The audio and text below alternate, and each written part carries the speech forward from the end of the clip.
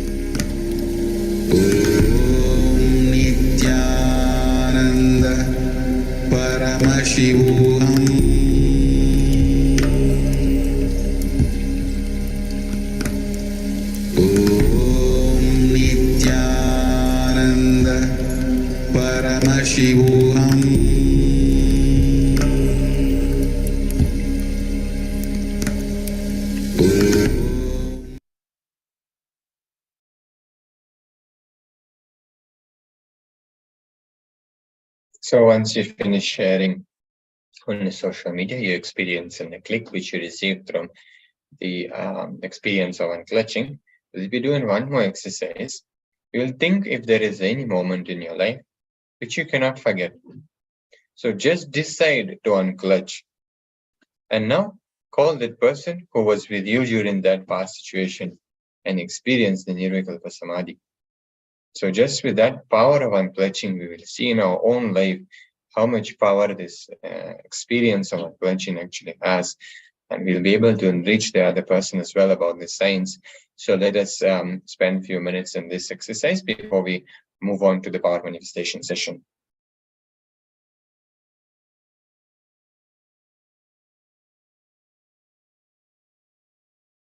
Paramashivoham.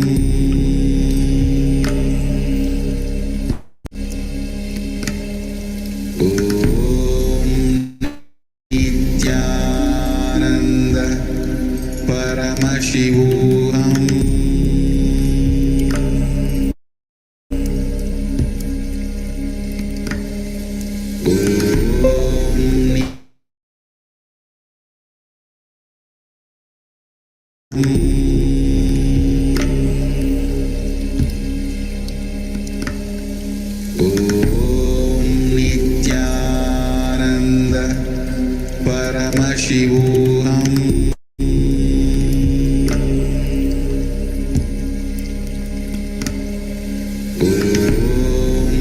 Nithyananda Paramashivoham.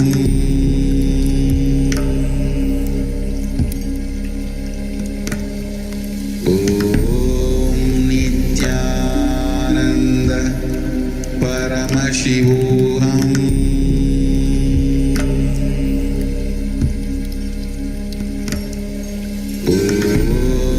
Nithyananda Paramashivoham. Nithyananda Paramashivoham.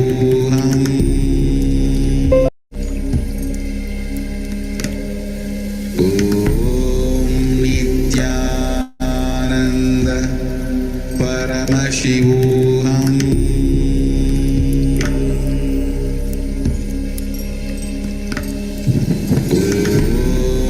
Nithyananda Paramashivoham. Nithyananda Paramashivoham.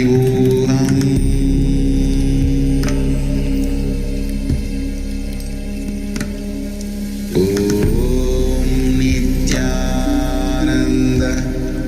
Paramashivoham.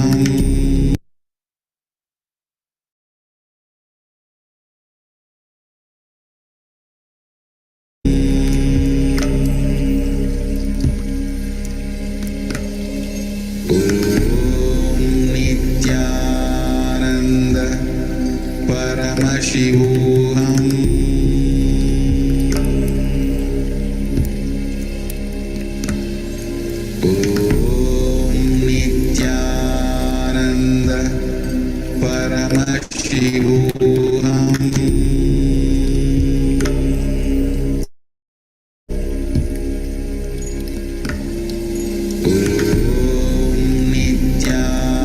Nithyananda Paramashivoham.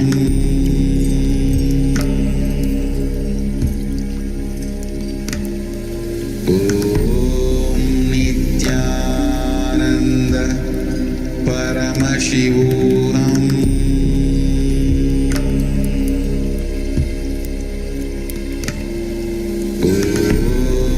Nithyananda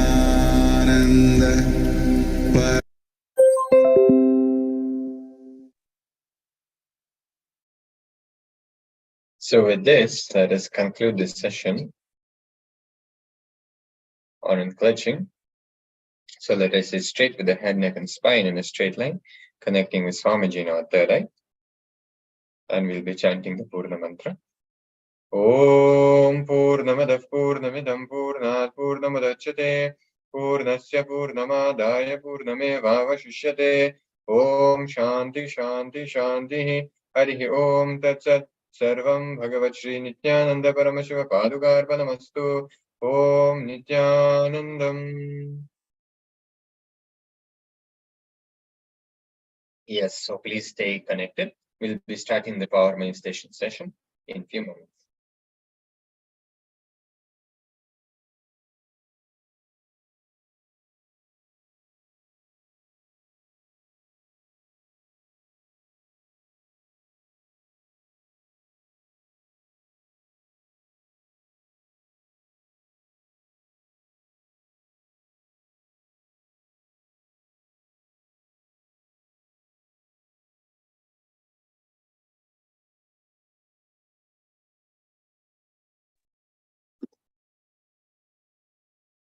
Yes, so let us start the power manifestation session. So let us sit straight with the head, neck, and spine in a straight line, connecting to Swamiji in our third eye.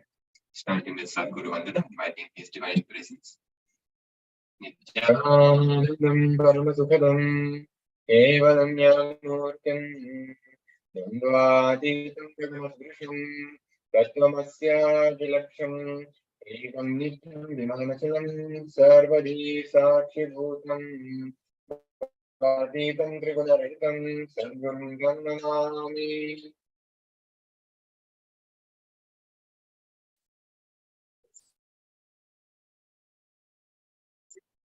From KAILASA's digital KAILASA's National Security Agency. These are mandatory to follow. And photography, video, and audio recording of any kind is strictly prohibited during all sessions. Please be on mute. Be on the camera throughout the class. If you need to step out in an unavoidable situation, only please inform the digital security officer. So now we'll be starting with the power manifestation session. So again, we'll be manifesting the power of mind reading. We'll be manifesting the power of thought and scanning.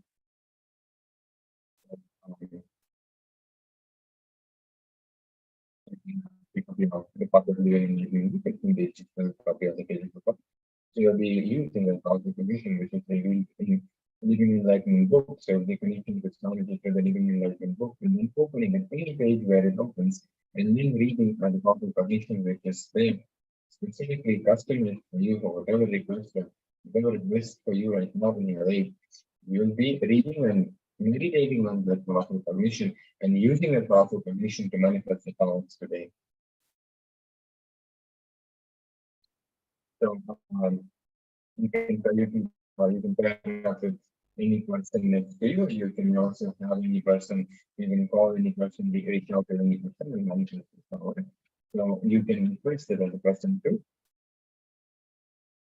And then they will be continuously thinking about the word, and then we will be scanning their mind for a specific word which they are thinking. So also, please use the translate camera to record the power manifestation experience which you are about to begin. So keep your camera ready and make sure that the time frame is clearly seen and the camera is facing you. Once you start manifesting the power, make sure in the first 1 minute, just try verbalizing whatever it is that sound is revealing to you. So you start writing them. If you are clear about the answer, you can bring down that as well. You can also send this comment into the video or the live stream which you are reading this program. Let us start the power manifestation.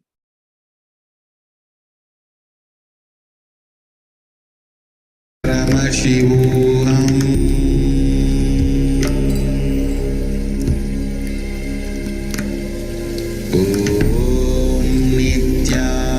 Nithyananda Paramashivoham.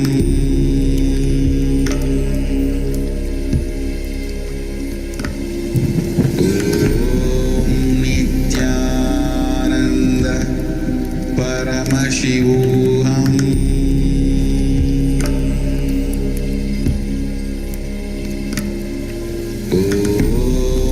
Nithyananda Paramashivoham.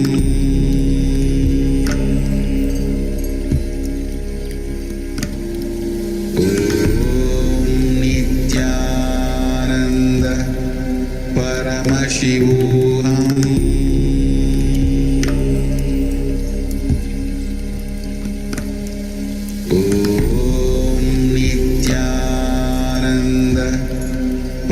Paramashivoham.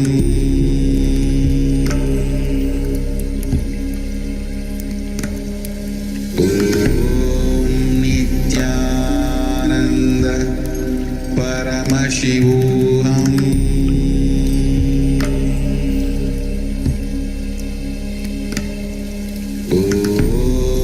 Nithyananda Paramashivoham.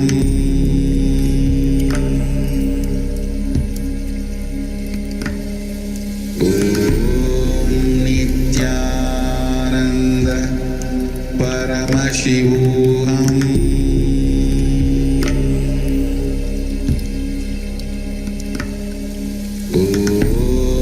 Nithyananda Paramashivoham.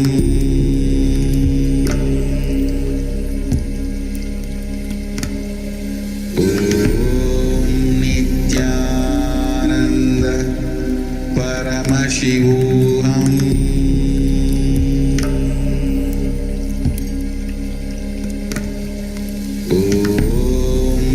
Nithyananda Paramashivoham.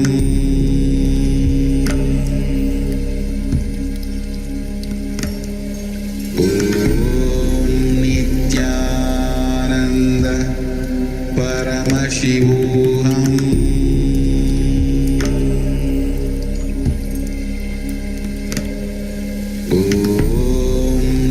Nithyananda Paramashivoham.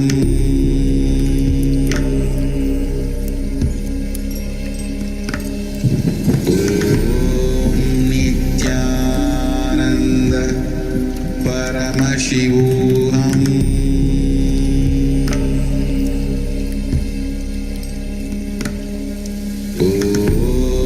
Nithyananda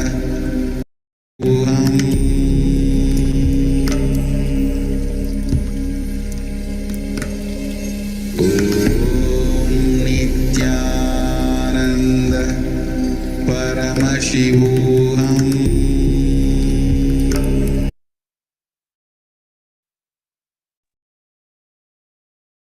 So now you can verify your power manifestation with the person you are manifesting the power with. And once you do that, you can go ahead to Swamiji's Facebook page, to the event section, and you can post your video which you've recorded of your power manifestation, and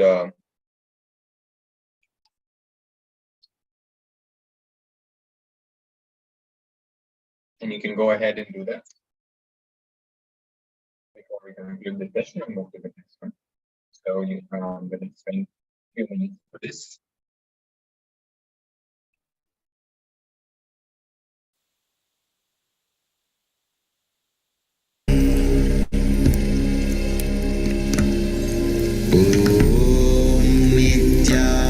Nithyananda Paramashivoham.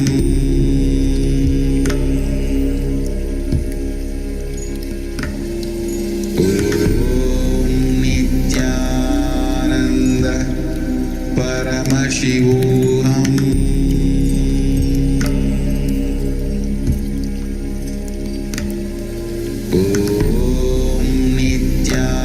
Nithyananda Paramashivoham.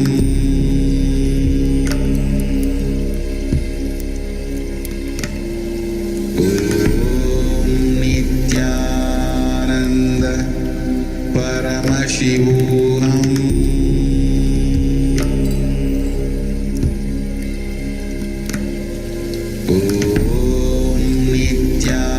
Nithyananda Paramashivoham.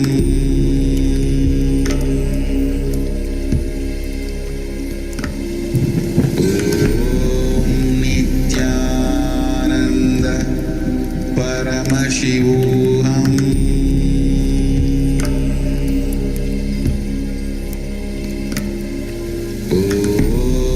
Nithyananda Paramashivoham.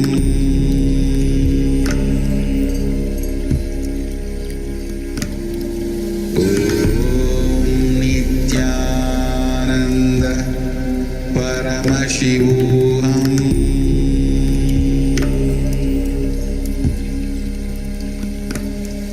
Om Nithyananda Paramashivoham.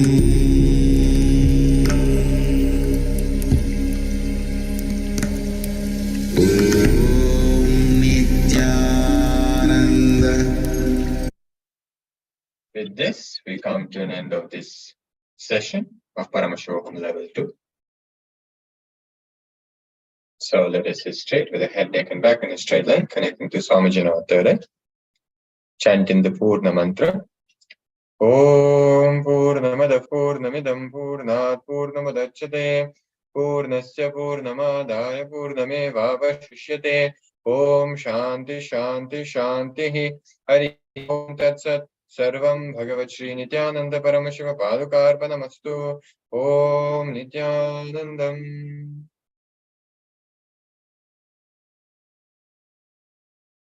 Yes, please stay connected, and thank you for joining for this session. We'll be continuing with the further session in just a few minutes. Thank you. Nithyananda.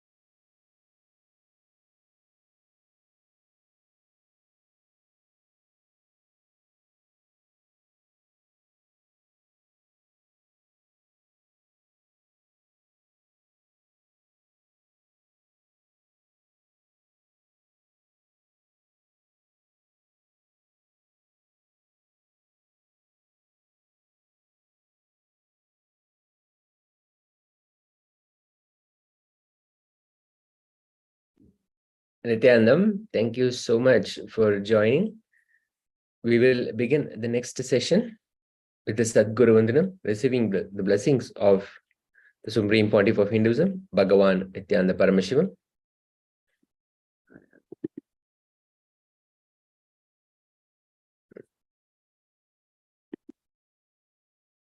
Nithyanandam Paramasukadam Kevalam Jnanamurtam Dvandvatitam Gagana Sadrisham Tattvamasya Ekam Nityam Vimalamachalam Sarvati Sakshibhutam Bhavatitam Trigunarahitam Sadgurum Tam Namami.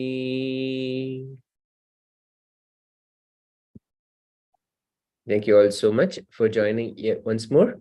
Now, in this next session, we're going to continue with the Ashtavakra Gita. Ashtavakra Gita is a profound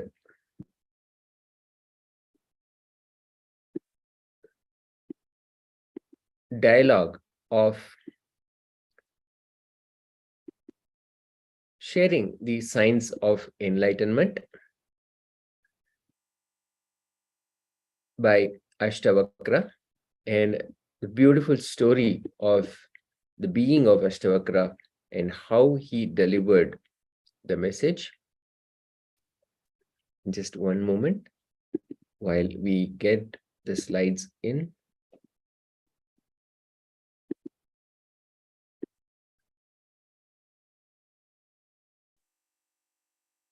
Okay, here we are.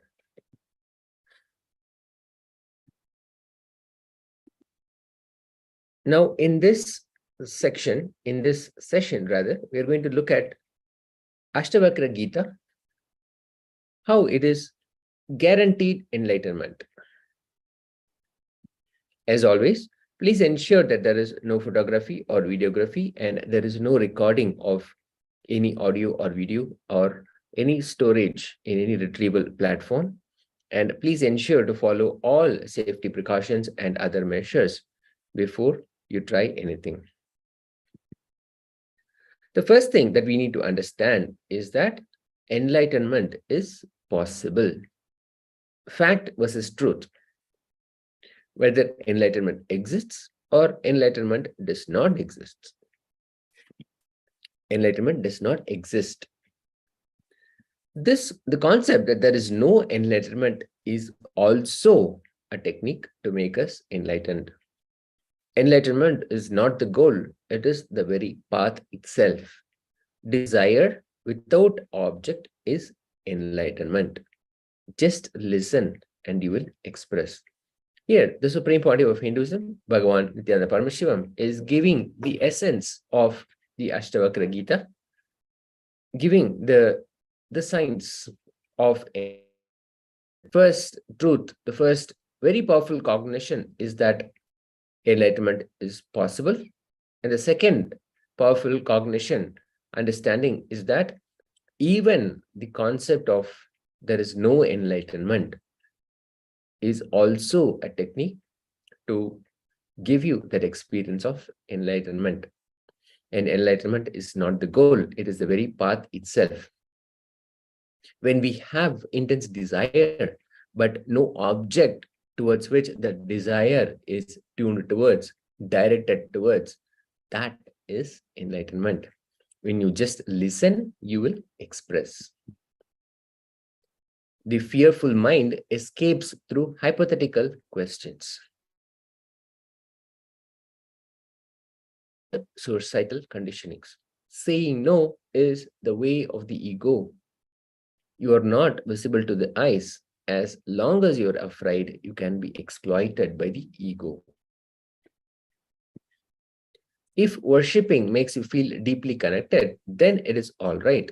If the worshipping does not make you feel connected, or if it is not acting as an inspiration to follow the path or the techniques, teachings, be very clear. Worshipping is not going to help. Now here, the supreme pontiff of Hinduism, Bhagavan Nithyananda Paramashivam, is setting a very powerful cognition and giving us a very powerful direction also. Even when it comes to worshipping, is it really aligned to achieving, giving us the experience of enlightenment? If it is giving us a deep feeling connection, then it is okay. But if it is not acting as an inspiration, then even worshipping is not going to help. Be aware of the words you use inside you. The words which you repeat again and again in your life will become reality in your life. The words that you constantly use inside, you can look into yourself and identify. There are some words that will keep on repeating inside you. It could be words about you, words about life, something that you tell about yourself. I am lucky, I am not lucky. I am always sad. I am always poor. I am always weak. Things like that. Words that you use repeatedly again and again. They become reality in your life. Guilt is the creator of the pain shaft. As we have understood, Swamiji has explained earlier about a shaft being an imaginary connection that we make between the current experience and previous past experiences. We connect these experiences together and form an imaginary, a non-existent shaft.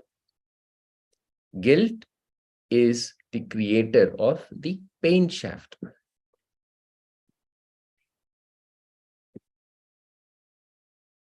All your habits, all your activities, all your thoughts are disconnected, unclutched, individual incidents.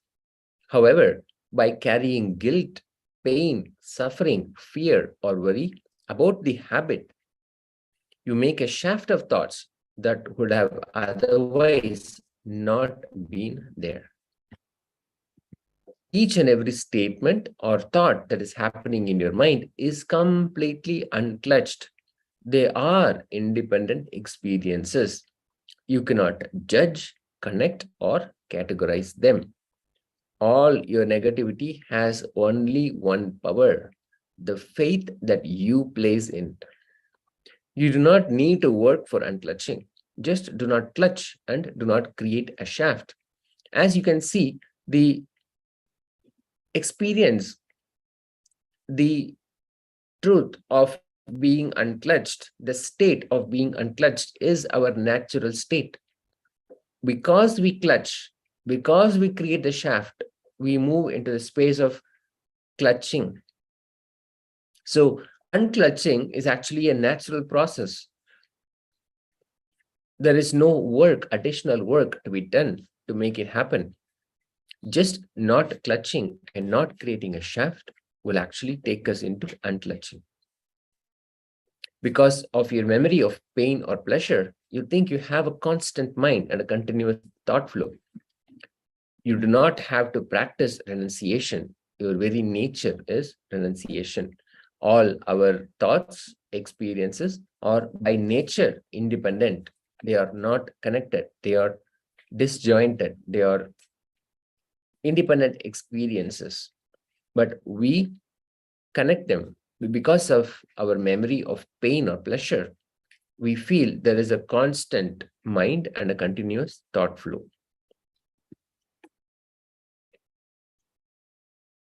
Here, the Supreme Pontiff of Hinduism, Bhagavan Nithyananda Paramashivam, gives another powerful cognition by the way of asking this question: are you needed to run your life? You think that unless you carry your identity, you cannot protect yourself. But that identity which you carry does not really exist. We have automatic intelligence which can run our lives, which can take care of our day-to-day life. Not only can it run our lives, it can maintain, it can extend or expand our lives. Your constant psychological planning, psychological worrying, fears, greed, whatever you think of as you, all of this put together is not needed to run your life. Your very automatic intelligence is more than enough. Be very clear that you cannot run your life based on fear and greed.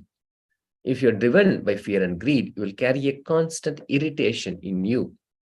None of this is actually needed for us to run our lives. The automatic intelligence, the natural intelligence that we all carry, which every one of us carries within us, is sufficient. It is more than enough.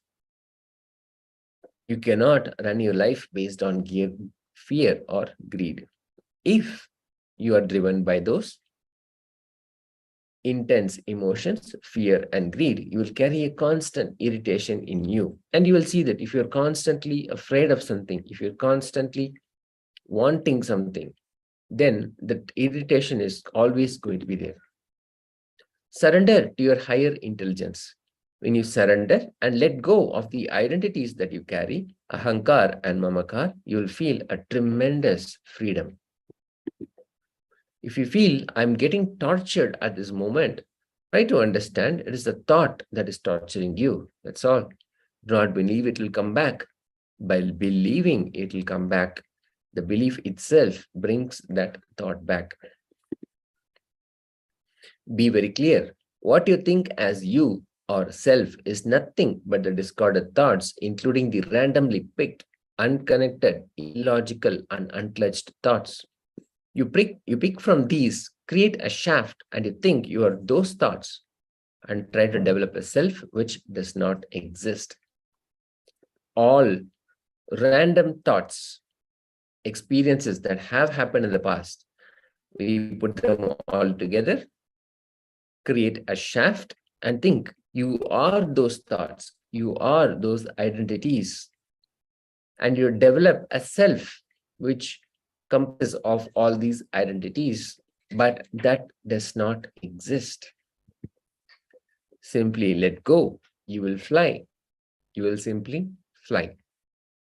Understand this moment that you are unattached. You are unclutched by your very nature. You are unclutched. You have renunciated.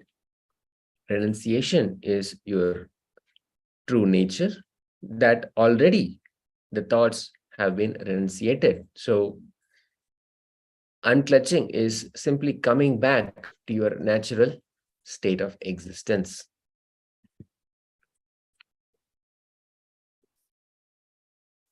With that, we conclude this session.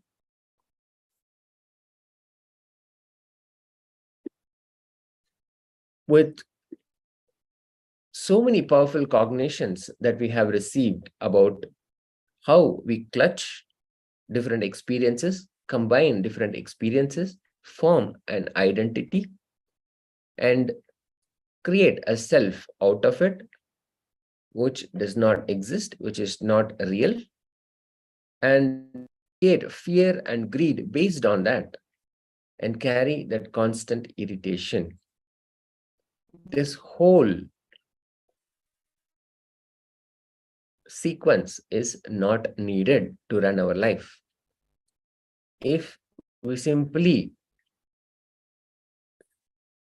let go and come into this natural intelligence that we all carry, allow the natural intelligence to run our life, then automatically all these independent experiences will be unclutched. We will experience the space of being unclutched, nirvikalpa samadhi. So, such powerful cognitions, truths delivered from the Ashtavakra Gita by the Supreme Pontiff of Hinduism, Bhagavan Nithyananda Paramashivam. Just by listening to these truths, the possibility opens up within us of being unclutched.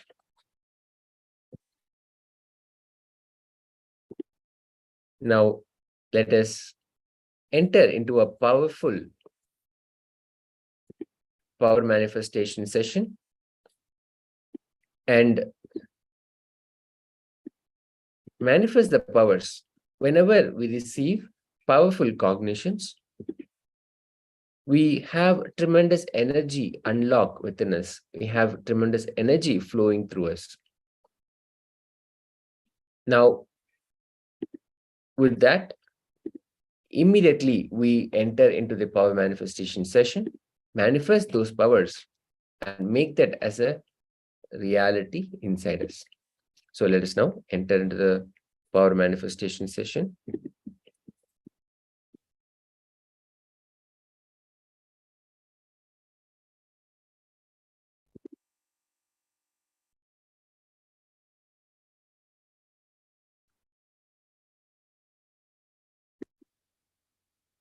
A moment while we begin this session.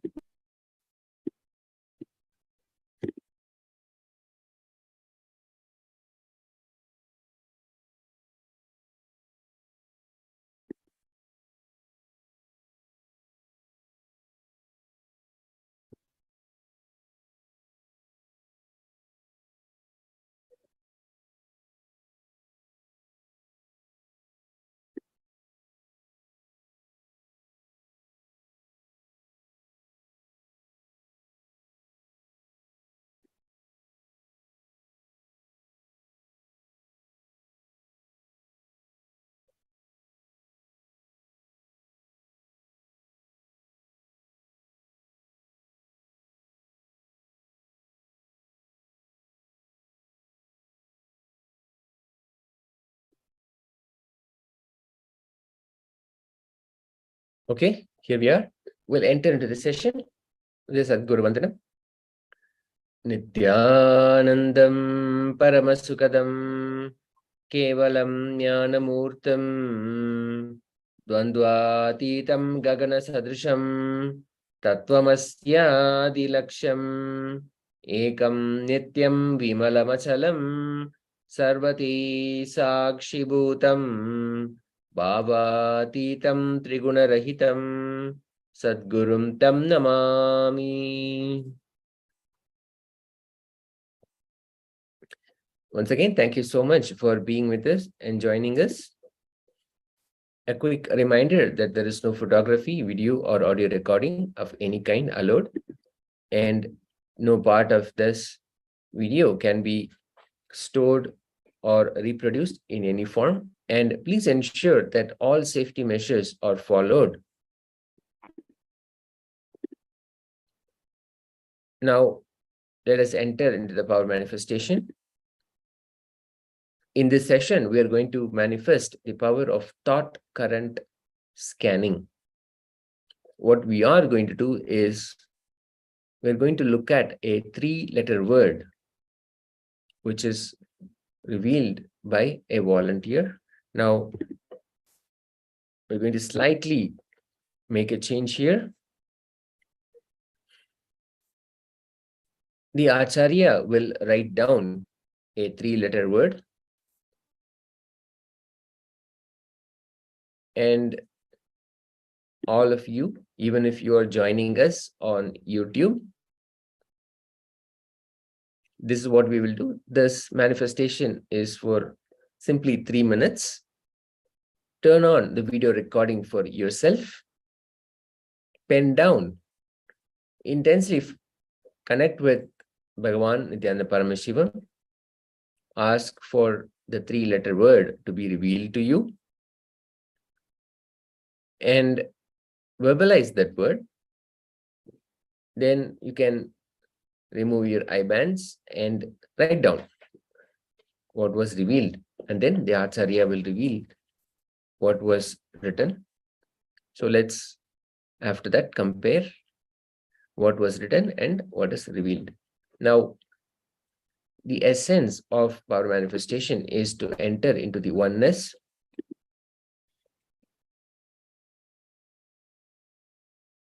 into the space of oneness with Bhagavan Nithyananda Paramashivam.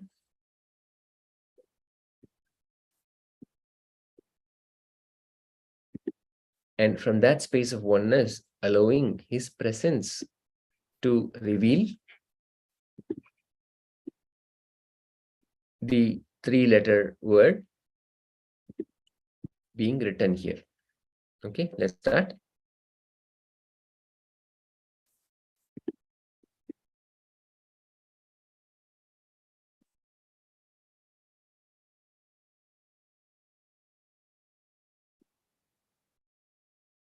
Okay, sitting straight. Now, please have your pen and a paper ready with you and your eye bands.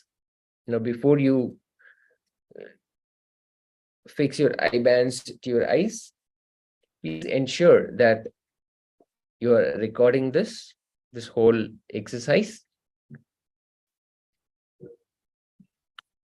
And decide that you are going to connect, you are going to enter into the space of oneness with Bhagavan Nithyananda Paramashivam.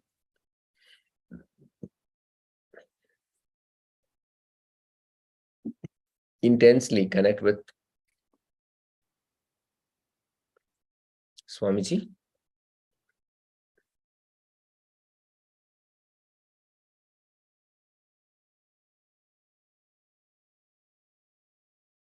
Now, you can tie your eye bands.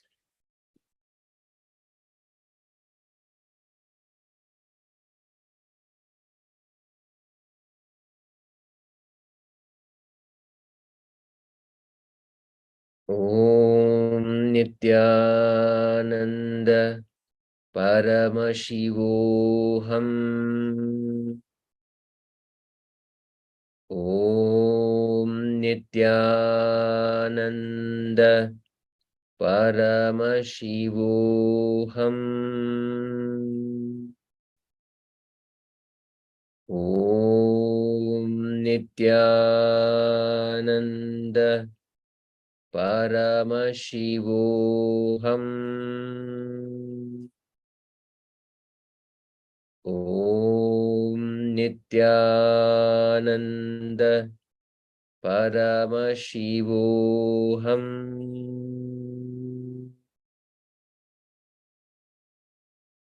Intensely connect, invoke the presence of the Supreme Pontiff of Hinduism, Bhagavan Nithyananda Paramashivam, in your third eye region.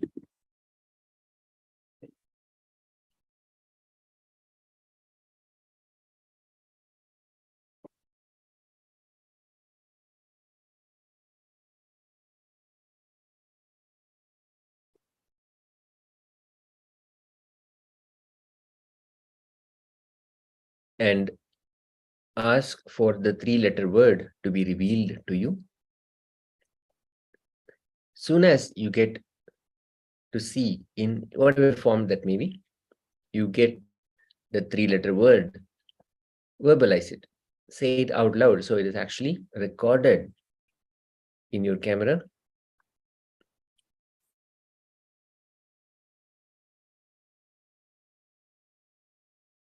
Om Nithyananda Paramashivoham. Om Nithyananda Paramashivoham.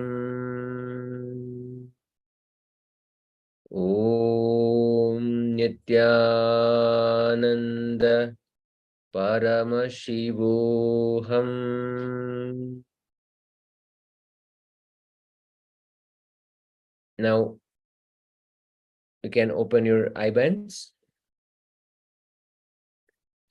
and immediately write down what was revealed to you. Let's just take a moment to write this down.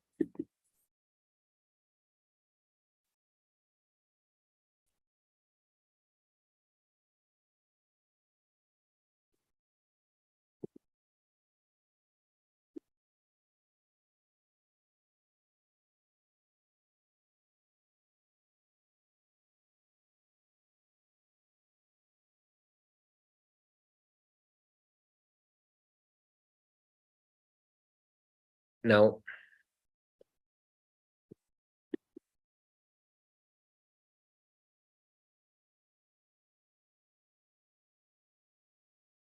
the 3-letter word that the Acharya has written down here is T-R-Y, try, T-R-Y. You can compare with what was revealed to you. Once again, the manifestation exercise is successful when you enter into the space of oneness. There is no other measure. Simply again and again and again entering into that space, being in that space, and allowing all decisions to come from that space, that natural intelligence, when that gets kicked in, instead of thinking what the 3-letter could be, trying to guess, predict, instead of doing that, if you allow your third eye to reveal that to you, your natural intelligence, picking up and identifying that word, then we are successful in manifestation. The accurate word being revealed to you happens as a byproduct, after product. So do not worry about it. Only focus on having this oneness, connecting with the supreme pontiff of Hinduism, Bhagavan Nithyananda Paramashivam. Only that matters.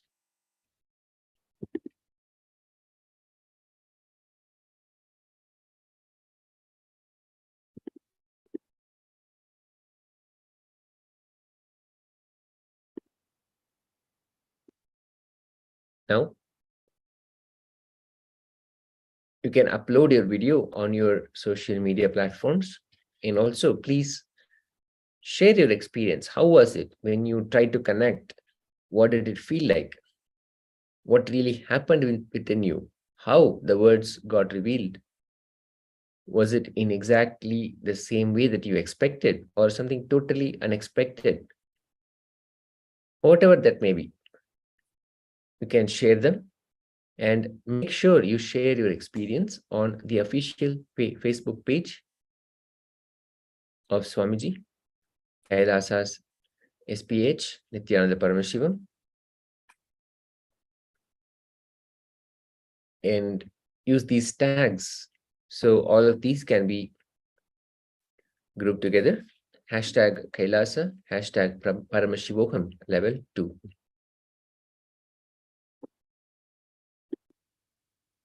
Thank you so much once more for participating in the third eye manifestation session. We will enter into the next session in just a moment.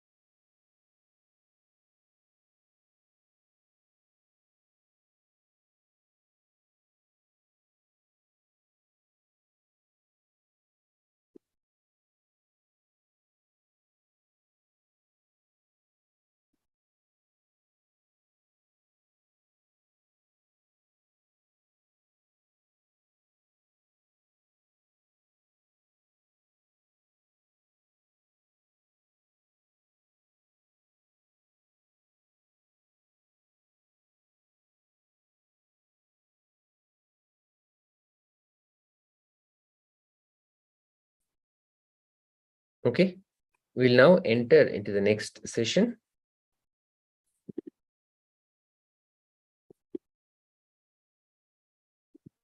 In just one moment.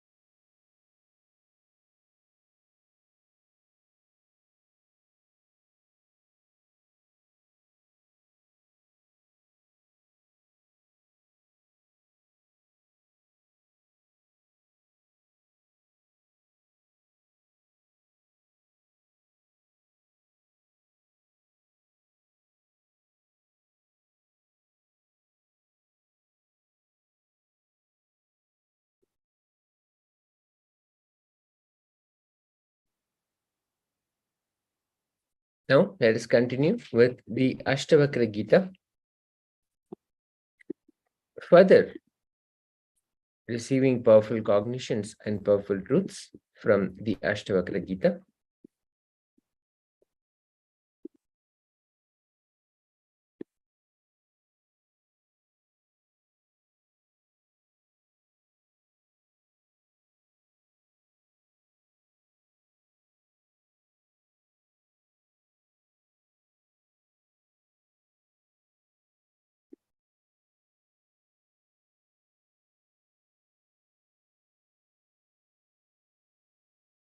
Just one moment while we get this fixed.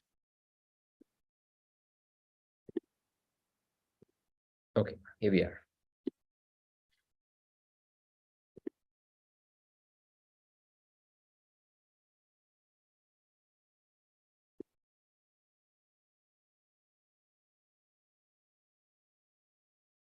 The Shastra Pramana will chant the sutra, then we'll give the explanation, the translation. Eko drashtasi sarvasya mukta prayosi sarvata ayameva hite bando drashta rampashyasi taram. You are the one seer of all and really ever free. Verily, this alone is your bondage, that you see the seer as other than such. By very nature, you are unclutched. You are ever free. You are simply a witness.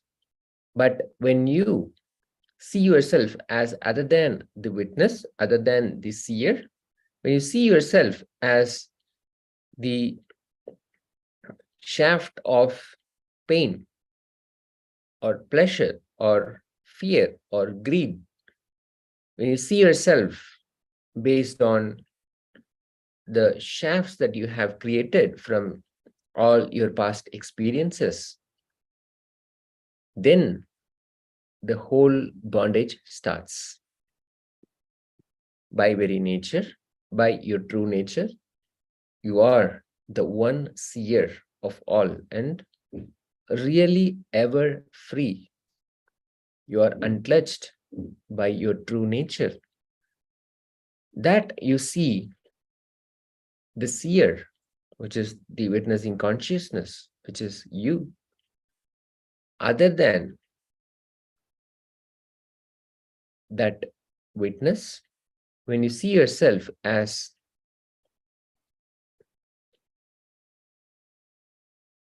the shaft of pain or pleasure or any of other experiences that you put together, clutch together and make a shaft out of it and form identities based on it. And if you, and the very fact that you feel that is yourself is alone bondage.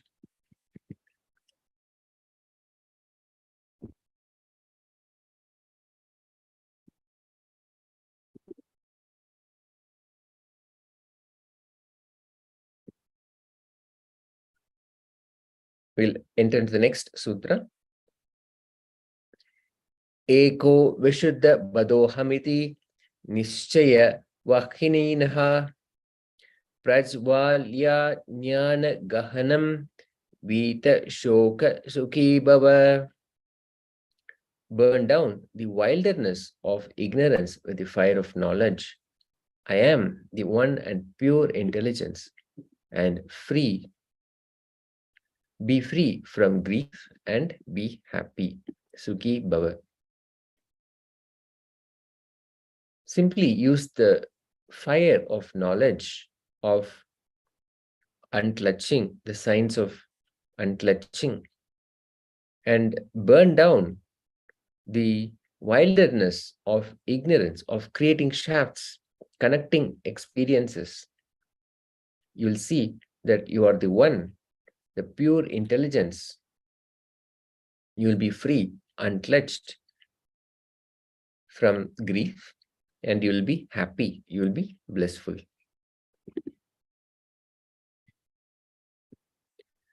Now, the Supreme Pontiff of Hinduism, Bhagavan Nithyananda Paramashivam, takes us into this sutra. Let us enter into the sutra and see how Ashtavakra says that we can simply have it. He also shows us how to have it. Virtue and vice, pleasure and pain are of the mind. They are not of you. You as you are is the seer who is separate from these experiences. O all-pervading one, you are neither the doer nor the enjoyer. Verily, you are ever free.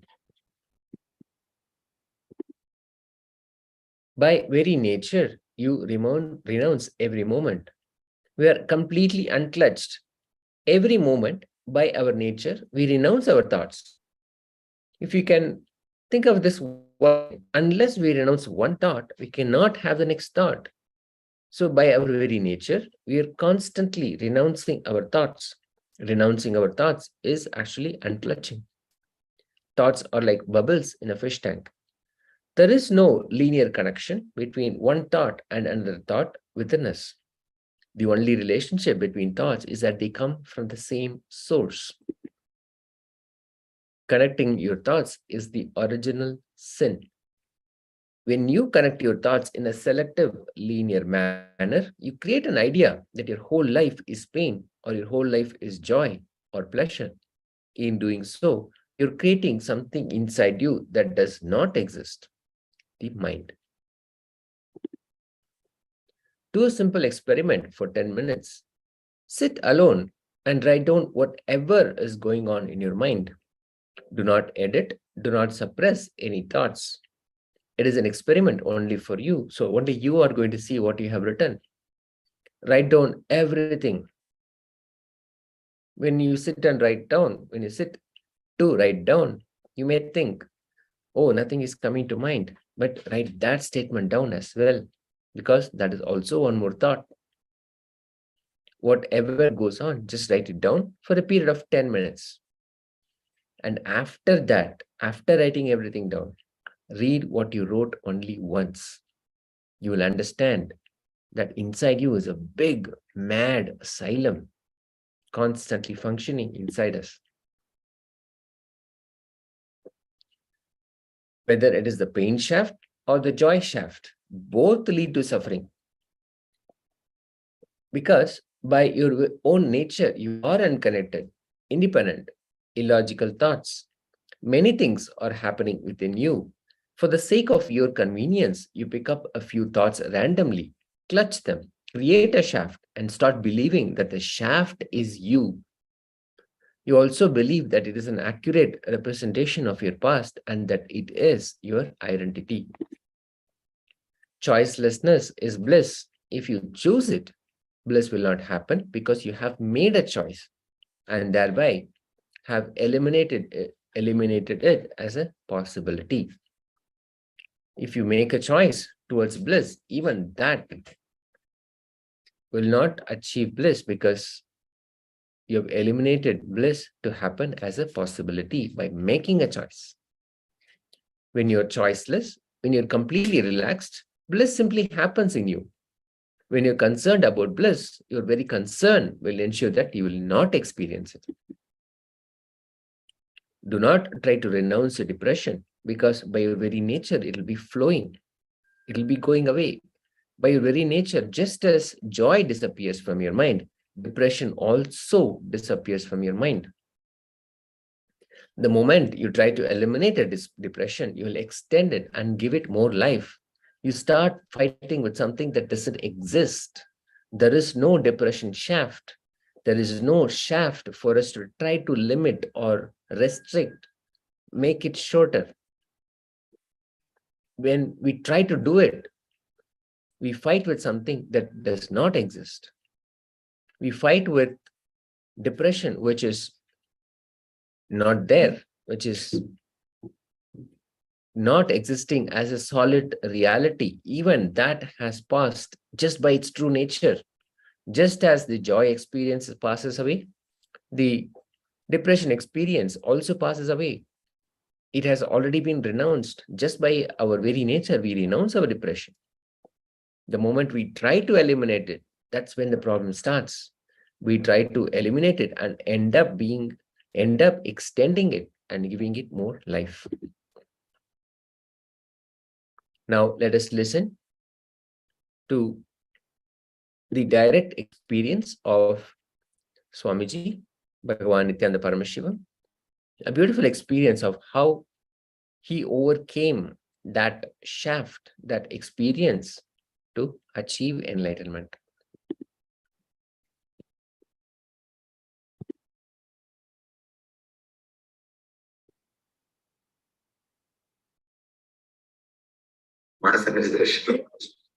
Of course, after that I gave 4 or 5 times. It was a nice story. Studying under a monk, under a Swami named Ramananda Saraswati. The greatness of this Swami is 6 months he will go house to house of his devotees and beg. Whatever money he gets, he will come back, stay in Madhya Pradesh. Madhya Pradesh, there is a place called Unkareshwar. Stay in that place and he will take Gita class for 6 months. Whoever comes, he will give free food and stay for them. 6 months he will go around house to house of devotees and beg. Whatever money he gets, he will bring. With that money, he will give free food for whoever comes to learn Gita. He's a great scholar. People from all over the world used to come to him to study Vedanta and Gita. I think he's more than 90 years old. And one more thing, important thing, he's still alive. He's still alive. He's teaching. He's still teaching. I had the great fortune to sit at his feet to study. He's not only a scholar in Hindi, he's a scholar in English also. Nice, great Mahatma. The great Mahatma. I derived a big inspiration from him to share the knowledge. The amount of knowledge which he used to have.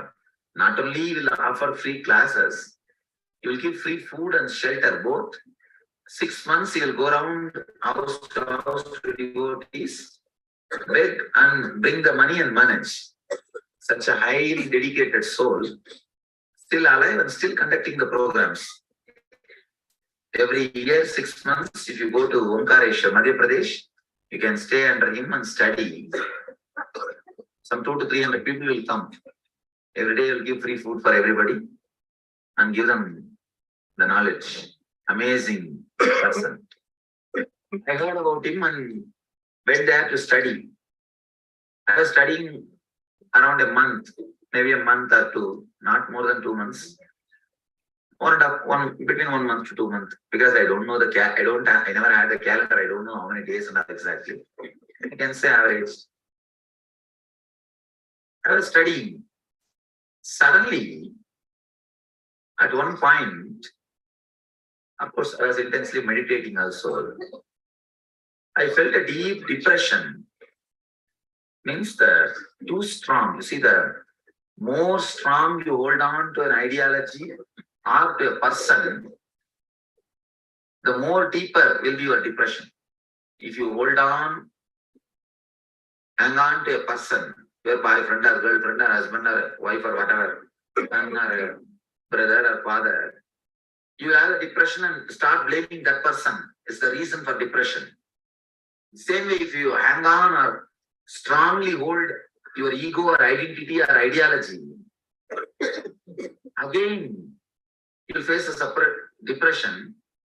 When you face depression due to an ideology or an identity or ego, you will start blaming the whole world. You will start blaming the whole world. You will lose confidence on the whole world. You will lose trust on the whole world. Holding on to a strong identity or strong ideology is the worst help anybody can have. So I was having my own help, means a strong identity created towards enlightenment. And suddenly the deep depression, practically whatever should be done to achieve enlightenment, I have done. But enlightenment has not happened. So the deep depression came in such a way, like a wave, completely lost trust and confidence on the whole ideology of enlightenment. Not only that, all the masters who inspired me, Ramakrishna and Ramana Maharshi were my great inspiration, especially Ramakrishna. Completely lost the respect for Ramakrishna. That's what I was saying the other day.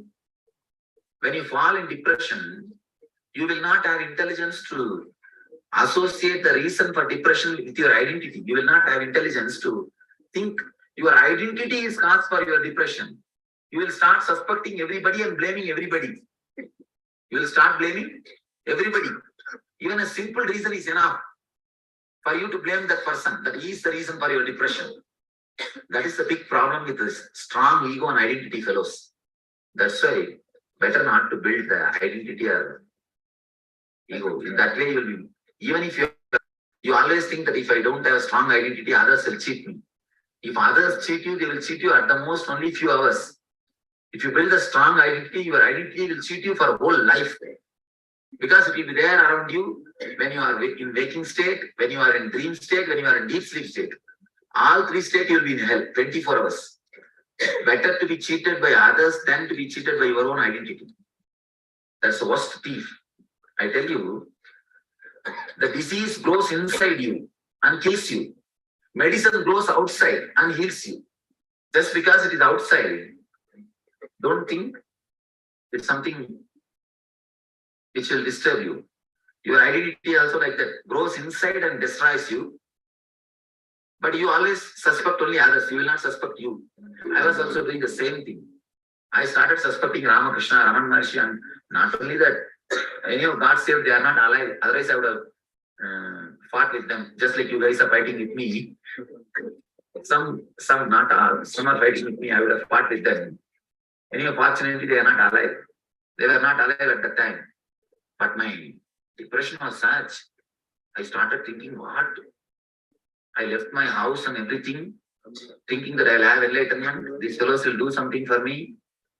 And especially when I left my house, the last courage to take the jump came to me by the darshan of Ramakrishna and Sharada. Both of them gave me darshan. Just 3 days before I left the house, actually I was boiling, but I did not have the courage to take that jump. Means drop and run. That never happened in me. That did not happen in me.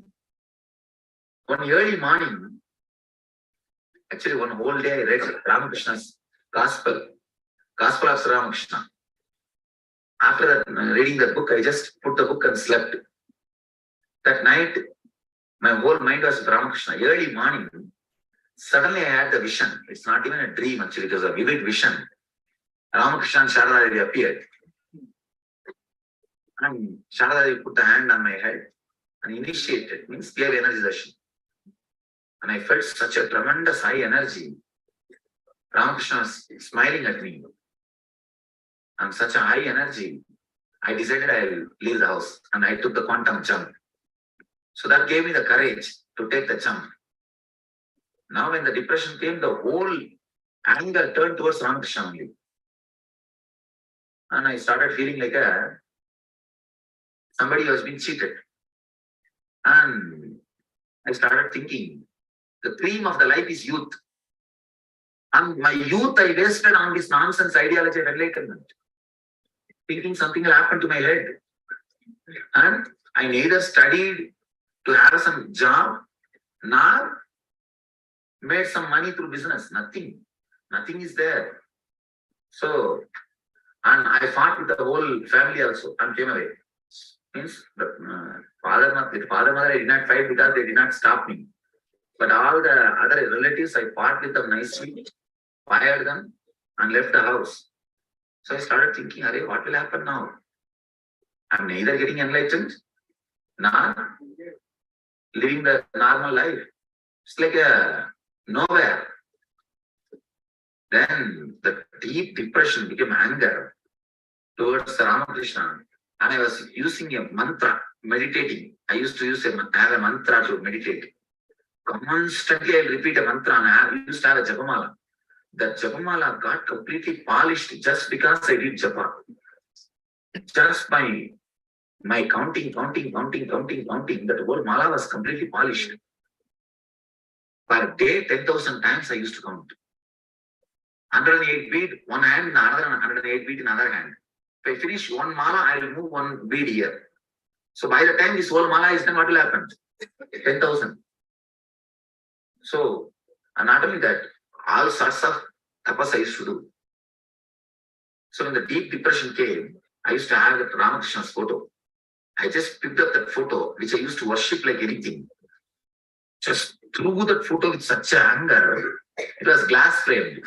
It went and hit the wall. In the wall means that a rock, and got broken completely. I did not even care to go near that. Dropped. And just walked to the river. And Japam which I was having, I thought, enough all the spiritual practice and nonsense. And took the Japamala. Mentally decided, not only the Japamala, I am throwing this mantra also. Let it get lost. Let me be free from all these nonsense. Attention and practice and the spiritual practice, enlightenment and all this pressure. Took the mala and threw into the Narmada, that river. Visually, mentally, I thought so strongly, I am throwing this mantra also, let it be lost. I promise, I don't know how you will believe. I forgot the mantra from that day. I was never able to remember that mantra again, still now. Still now, I am not able to remember that mantra. That mantra was lost. I tried to retrieve that file many times. Only one syllable I could get.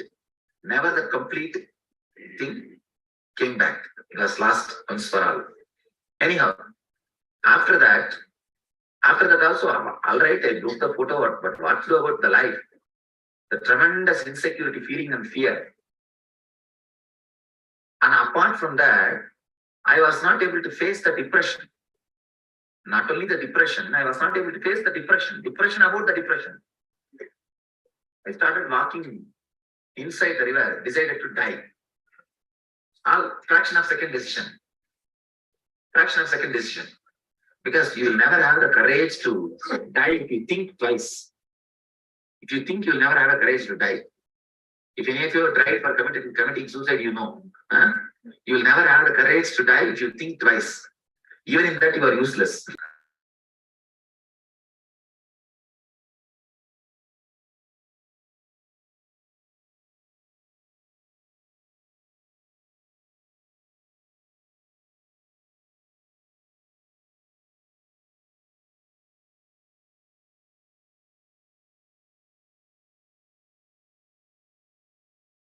I say strongly, no, it's after all 5 minutes process, let's forget. I just closed eyes tightly and started walking full speed. Full speed, started walking inside the river. Walking. Mind is thinking, what if still water is not covering me? Because it's the big river. Narmada is not a small river, big river. Again,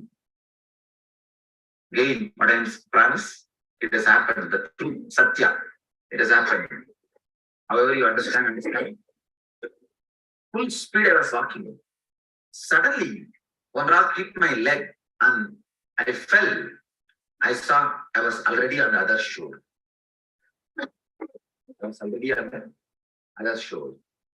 I do not know whether I walked on the rock and crashed. It was a miracle that Narmada.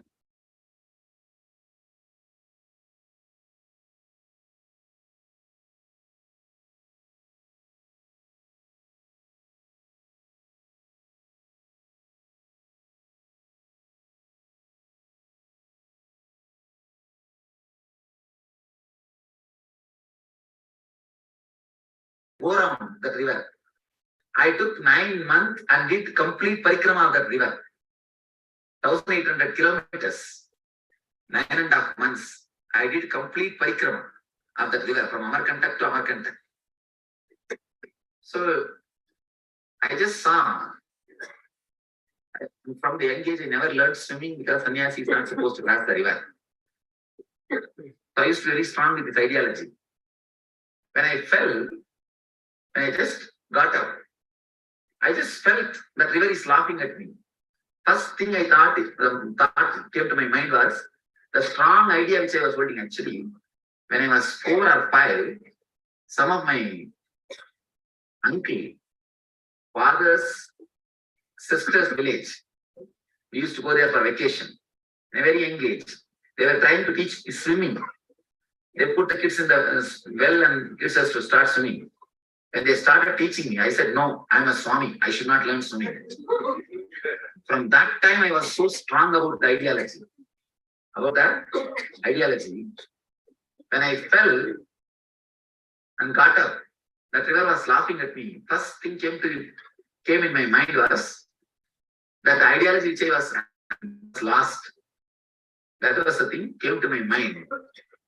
Suddenly, in that moment itself, the desire to die has disappeared. And there was no more depression. It was not blissful, but no depression. Just a deep peace, like as if catharsis had happened. Even now, we went to that same Omkareshwar. I showed these guys where I crossed. I do not know how it happened, but I did not drown. That's all we know. Maybe the Narmada didn't want to take my body, or whatever it is. The depression disappeared, and the deep peace. Now, how to come back to this side? That's a big problem. The walking and done with all the courage. Now, how to come back? So walk in the banks of river till you find the bridge. And I crossed through the bridge and came back to the place where I was staying. To the place where I was staying. All right. The depression disappeared. There was a deep peace inside, but not bliss. How the bliss happened?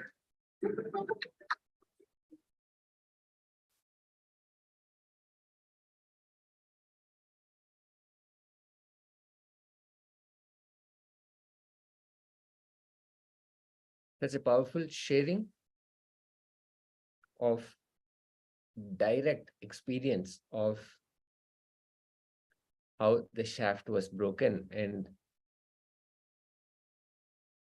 beautifully explained. And we got to hear it from the Supreme Pontiff of Hinduism, Bhagavan Nithyananda Paramashivam. The gap between thoughts, the peace, the bliss. By our very nature, every thought is independent, illogical, unconnected, and unclutched. As with the bubbles, we experience a neutral space in between two thoughts. As the gap or the neutral space between the two thoughts is too small, we think all the thoughts are connected and that it is in the form of a shaft, but it is not. The peace that exists in us in between two thoughts is bliss. The gap between the thoughts, that neutral space, is bliss. That is peace. This is bliss.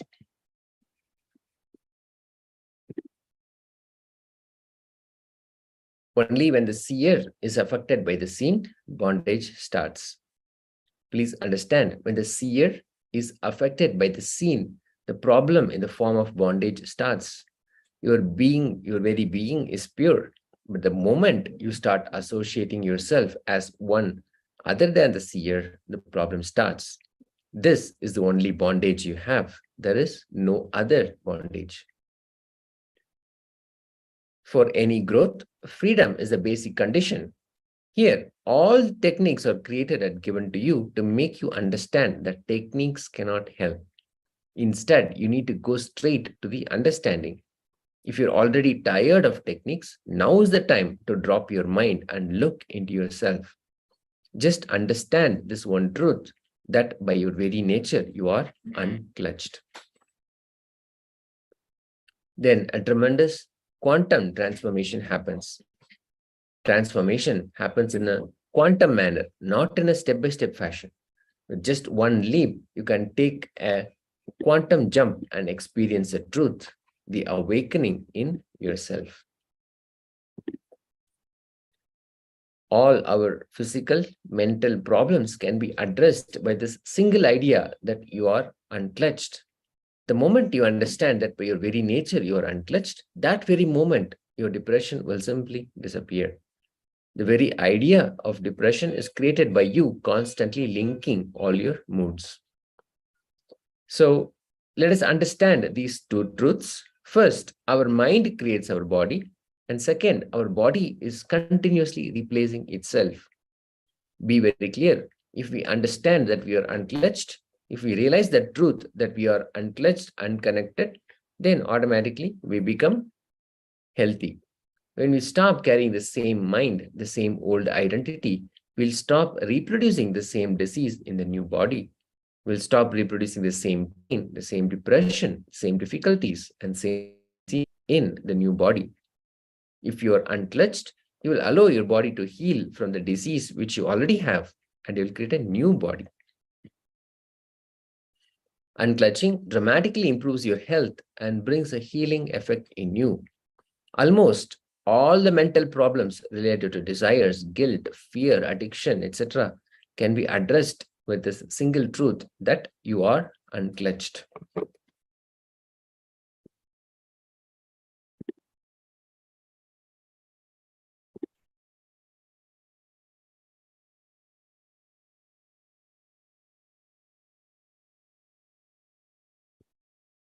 Sorry about the technical glitch.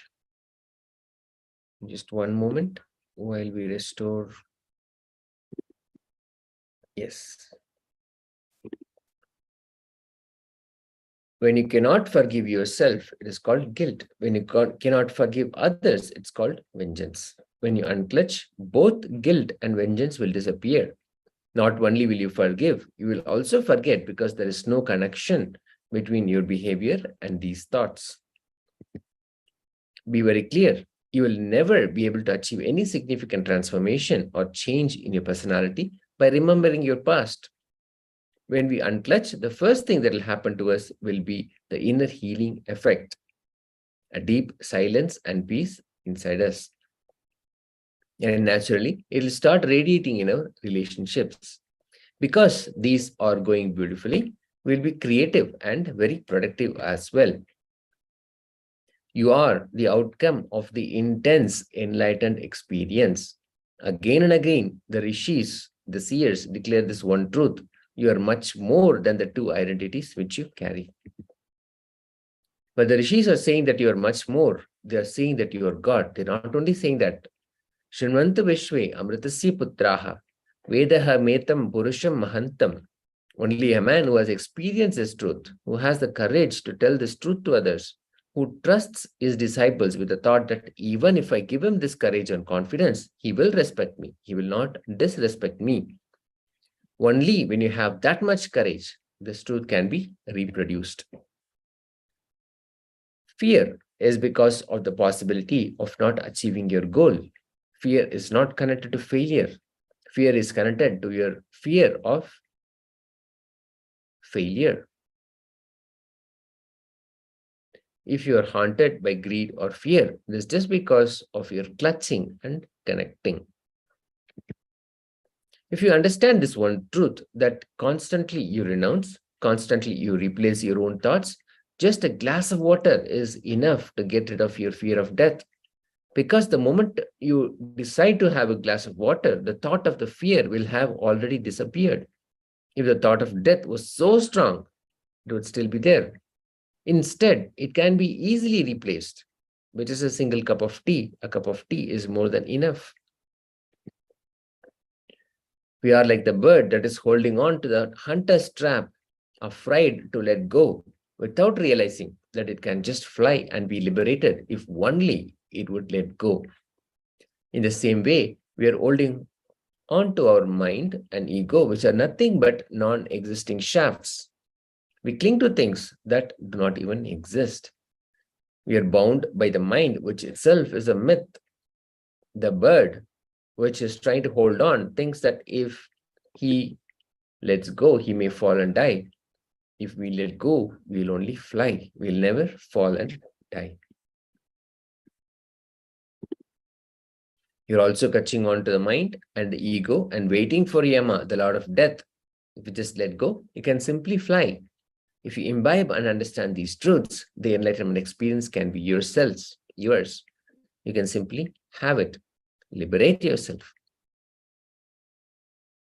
And we receive the ultimate blessing from the Supreme Pontiff of Hinduism, Bhagavan Nithyananda Paramashivam. May you radiate the eternal bliss, Nithyananda. Now, that brings us to the end of this session. You will be able to find Ashtavakra Gita, Discourse 1 and Volume 2 here on YouTube. You can simply go and search for Ashtavakra Gita and you'll be able to find these discourses.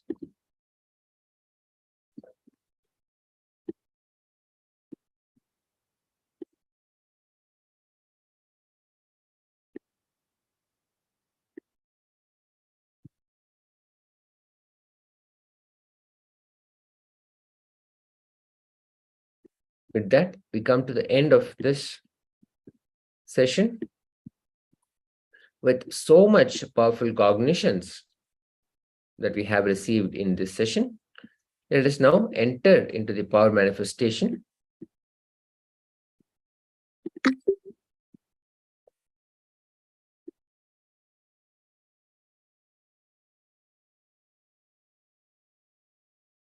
In just a moment.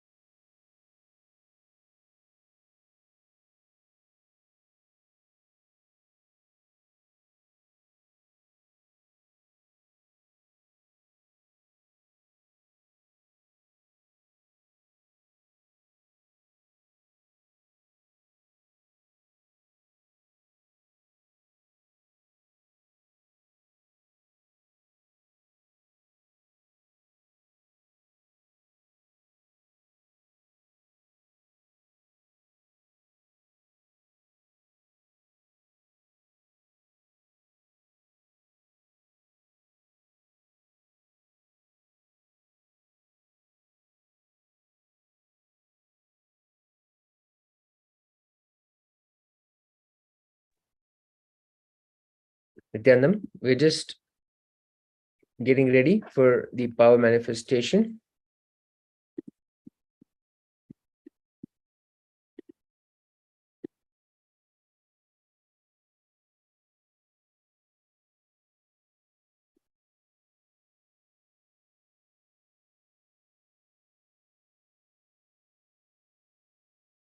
Okay, we'll begin with the Sadguru Vandanam. Nithyanandam Paramasukadam Kevalam Jnanamurtam Dvandvatitam Gagana Sadrisham Tattvamasya Ekam Nityam Vimalamachalam Sarvati Sakshibhutam Bhavatitam Trigunarahitam Sadgurum Tam Namami. Thank you all so much once again for joining us. As always, a quick reminder that there is no recording, photography or video or audio during the session, and no part of the video can be stored and reproduced. And please ensure you follow all safety precautions. Now, we will continue with the thought current scanning, power manifestation. We'll be getting a powerful cognition, and we'll slightly change the format of how we are going to do this. What we'll do is, each one of us, if you are even watching us from YouTube, you will record yourself manifesting this power. Start the recording from your phone or other device and connect intensely with Paramashiva, Bhagavan Nithyananda Paramashivam, and request for the 3-letter word which the Acharya has written down. Do not try to guess. Do not try to see what could possibly be written. Only ask your third eye region where you invoke the presence of Bhagavan Nithyananda Paramashivam.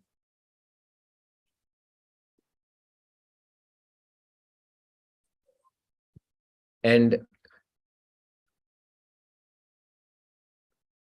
identify the words identify the word that is revealed to you.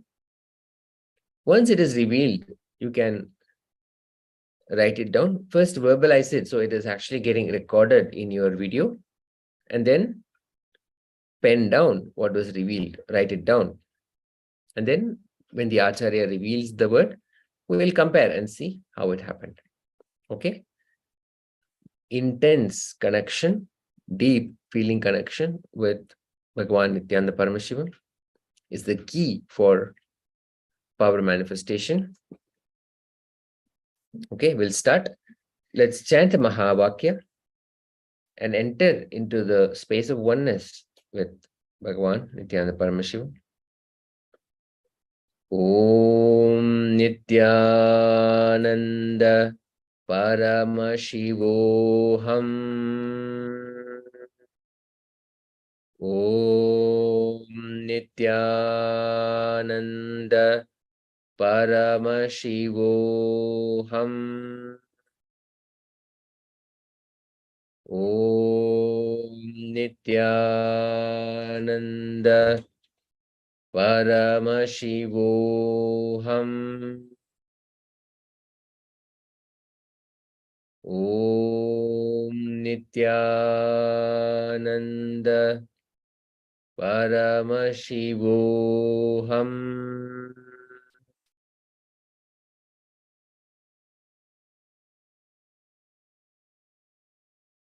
Intensely invoke the presence of Bhagavan Nithyananda Paramashivam in your third eye region. Again and again, come back to that space of I am Nithyananda Paramashivam. Anything else that you see, you feel as you is delusion.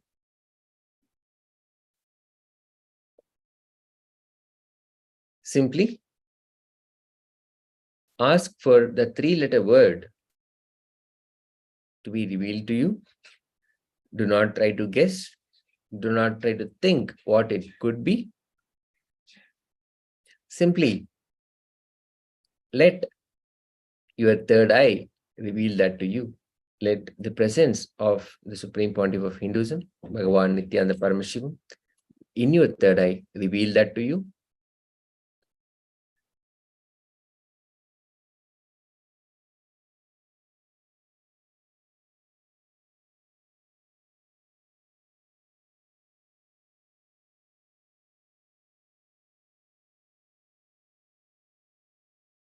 Om Nithyananda Paramashivoham.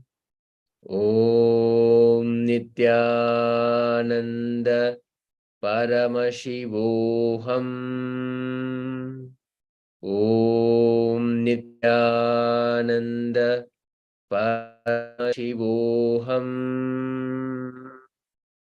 Om Nithyananda Paramashivoham.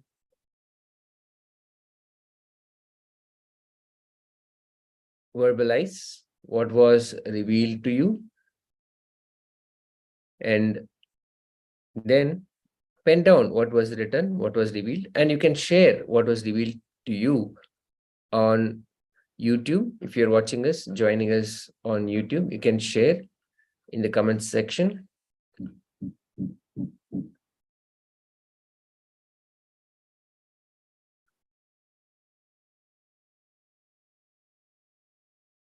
Okay.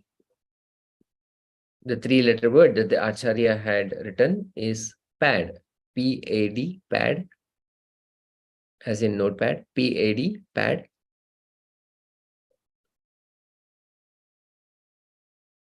As always, remember that the oneness that you experienced is the real outcome of the power manifestation. The more that you manifest, the more accurate you will be able to read and have the words revealed to you. Okay, so let us now again connect, and we'll try the second word, the second third letter word for this session.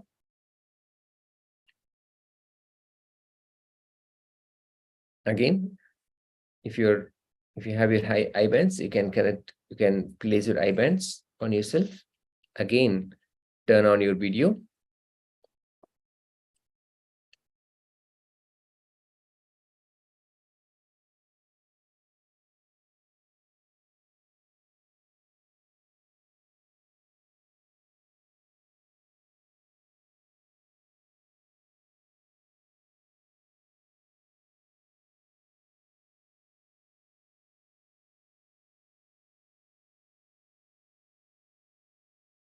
Intensely connecting again, invoking the presence of the Supreme Pontiff of Hinduism, Bhagavan Nithyananda Paramashivam, the Nija Avatara of Paramashiva in your third eye region, asking for the third three-letter word to be revealed to you.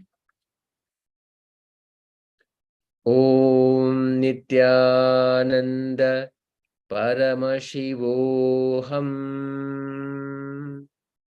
Om Nithyananda Paramashivoham. Om Nithyananda Paramashivoham.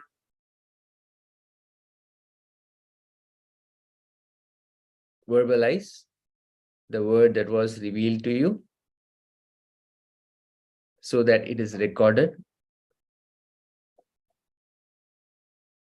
And then you can write down that word on your notepad.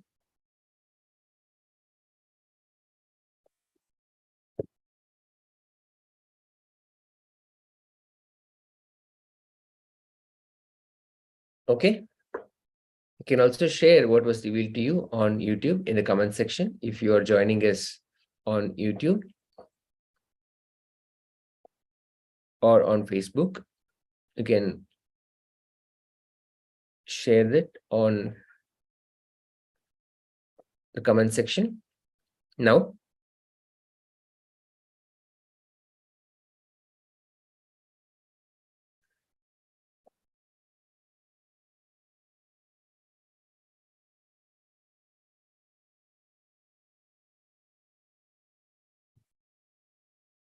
the third letter word, the three-letter word that the Acharya had written down is new, N-E-W, new. Now you can compare with what you have written and post this video on YouTube and share your experience, how it was, what was revealed to you, in what form was it revealed to you. And when you actually saw the word that the Acharya had written down, how was it? How was it? All of this you can share using your hashtags, hashtag KAILASA, hashtag Paramashivoham level 2.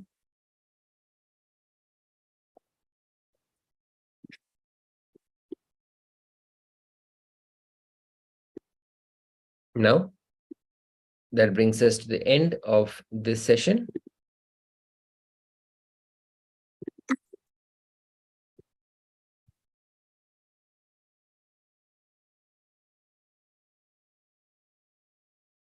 Thank you all once again.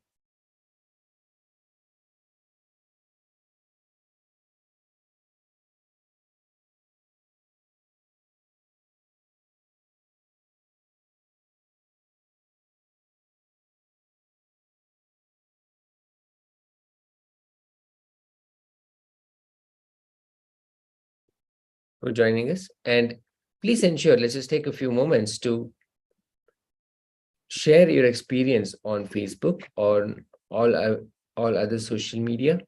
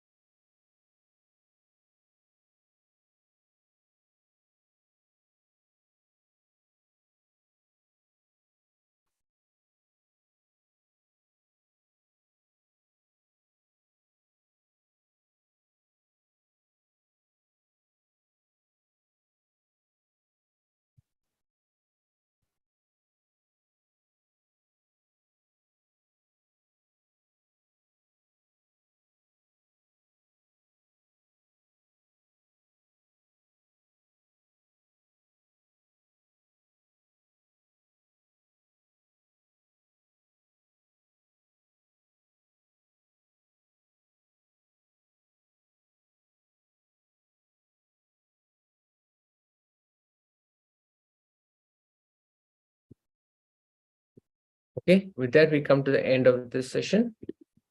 We'll close the session in just a moment. We'll be joined by the next Acharya, who will lead us into the show how to use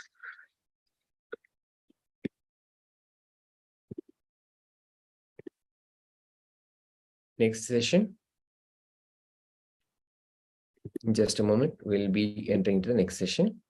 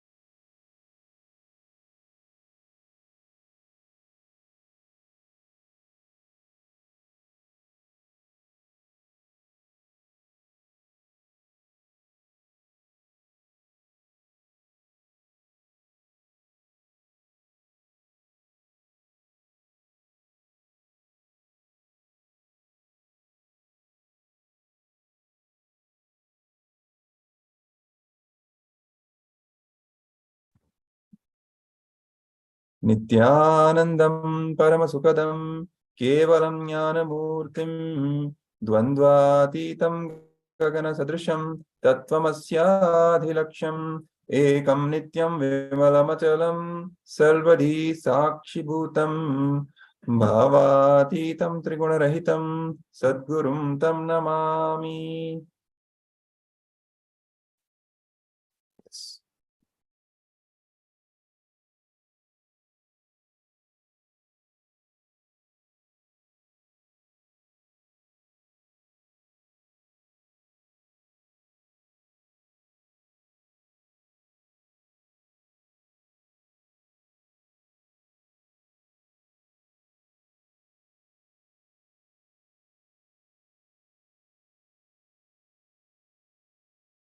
Quick overview of the security measures from KAILASA National Security Agency, especially for those who are joining us live via Zoom. Photography, video, audio recording of any kind is strictly prohibited during all the sessions. Be on mute and be on camera throughout the class. If you need to step out in any unavoidable situation only, please inform the digital security officer or the concerned Acharya. Some more important cautionary notes for all of you to take into consideration. Now, this session is on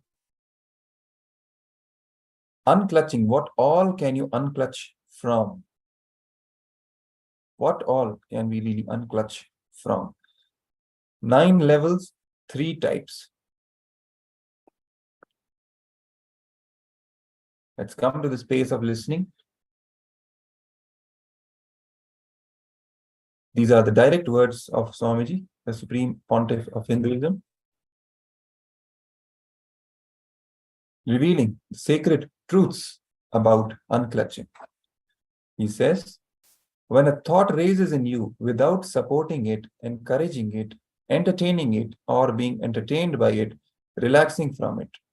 Please understand, when a thought raises in you without entertaining it and without being entertained by it, without encouraging it, without being excited by it, just relaxing. If you start relaxing from the thoughts which are raising, you will experience freedom from the identity which you created. Mind is already unclutched. Buddha says very beautifully, original mind is nirvana. Mind as it happens is already unclutched.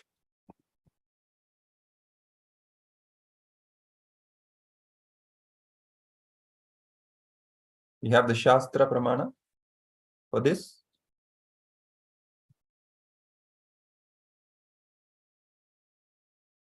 Within the refined seeker who has set aside all sorts of associated thoughts related to worldly pleasures and objects, and who had transcended the fluctuations and modifications sustained by the mind, a significant state known as Unmani Bhava gets unfolded. When such a significant state, Unmani Bhava, dawns in him, there occurs supreme and ineffable bliss to him.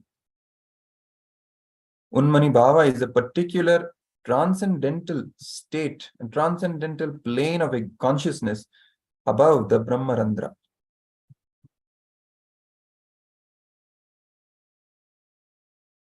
Here Swamiji says, he shares a story. When I fell from the horse during the horse riding and fractured my hand, just all I need to do is unclutching from that pain. I could see very clearly body was healing at least 5 times more faster than normal speed of healing. I tell you, I really felt so joyful. I really felt happy for my body. I thought, wow, what a body to live with.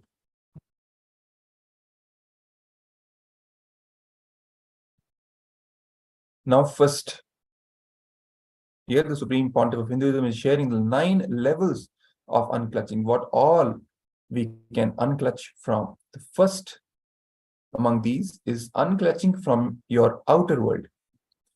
When you unclutch from the difficulties, stress, suffering, suffocation created by money, name and fame, you achieve that ultimate wealth, extra free inner space.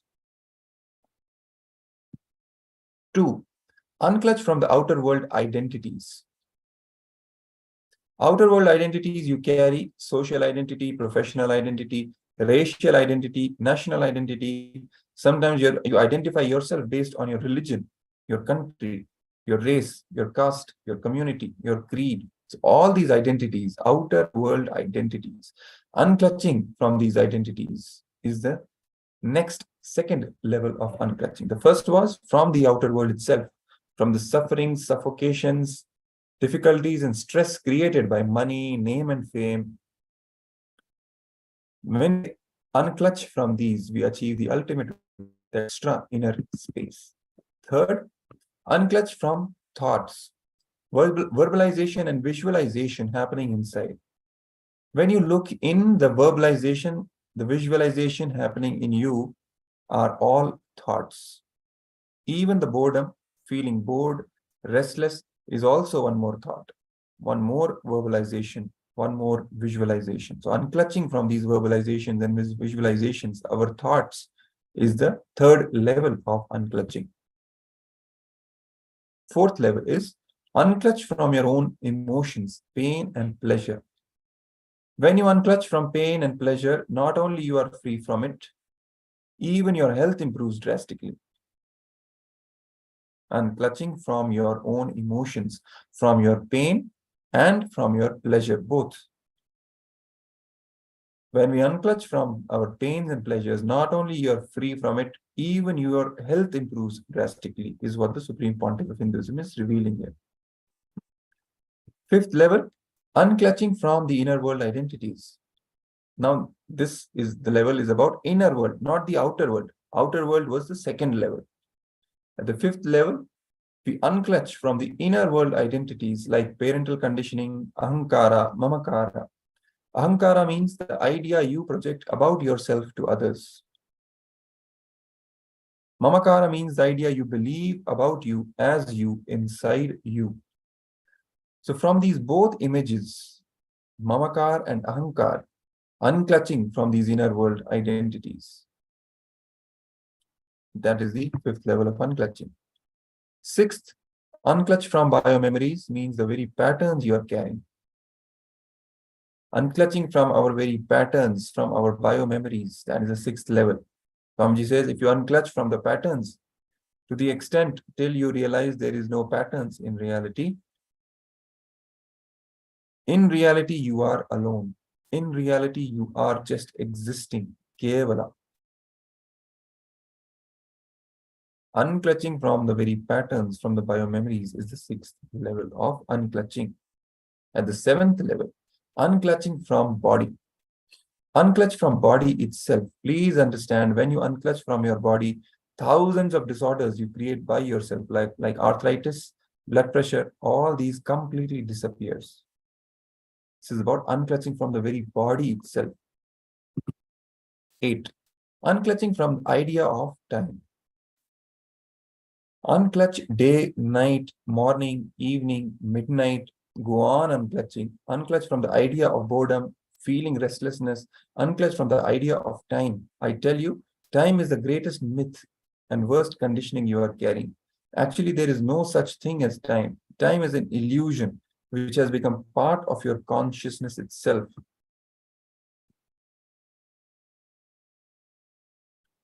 So unclutch from the idea of time. This is the 8th level of unclutching, from the idea of time that we carry inside us. Actually, there is no such thing as time. Sun rises and sets, moon rises and sets, stars move, planets move, life moves. That is all. Where is time? You raise, live, disappear. That is all. Where is time? Time is one of the myths, like clothes. You forget human body does not come with clothes. How many of you remember? I tell you, none of us remember human body comes to planet Earth without clothes, goes out without clothes. We think human body comes with clothes and goes with clothes, just like a cloth. Class or time is the illusion which has become part of your biomemory. Time is an illusion which has become part of your very consciousness itself. So unclutch from the idea of time. At the 9th level, Unclutching, ultimately the ninth level of unclutching is the unclutching from the very idea I. Unclutch from the very idea I. The ninth level, unclutching from the very idea I. The very idea I is the source of everything you experience, you perceive. So unclutching from that very idea of I that you carry is the ninth level of unclutching. This idea of I is the source of everything you experience, you perceive. So these are the nine of unclutching. In every level of unclutching, in every aspect of unclutching, you will experience some new free dimension of you. You will experience some extraordinary experiences of expressions. I tell you, all the auspicious things of life and beyond life is achieved just by this one process, unclutching. Because of the benefits and experiences you will have, simply you will move to next level and experience all 9 levels.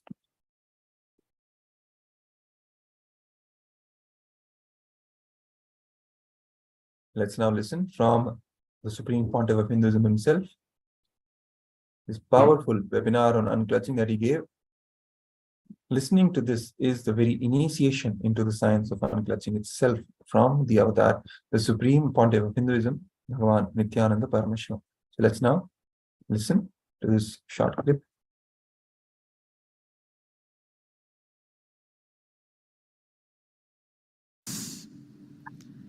I'll give you the 9 levels of unclutching.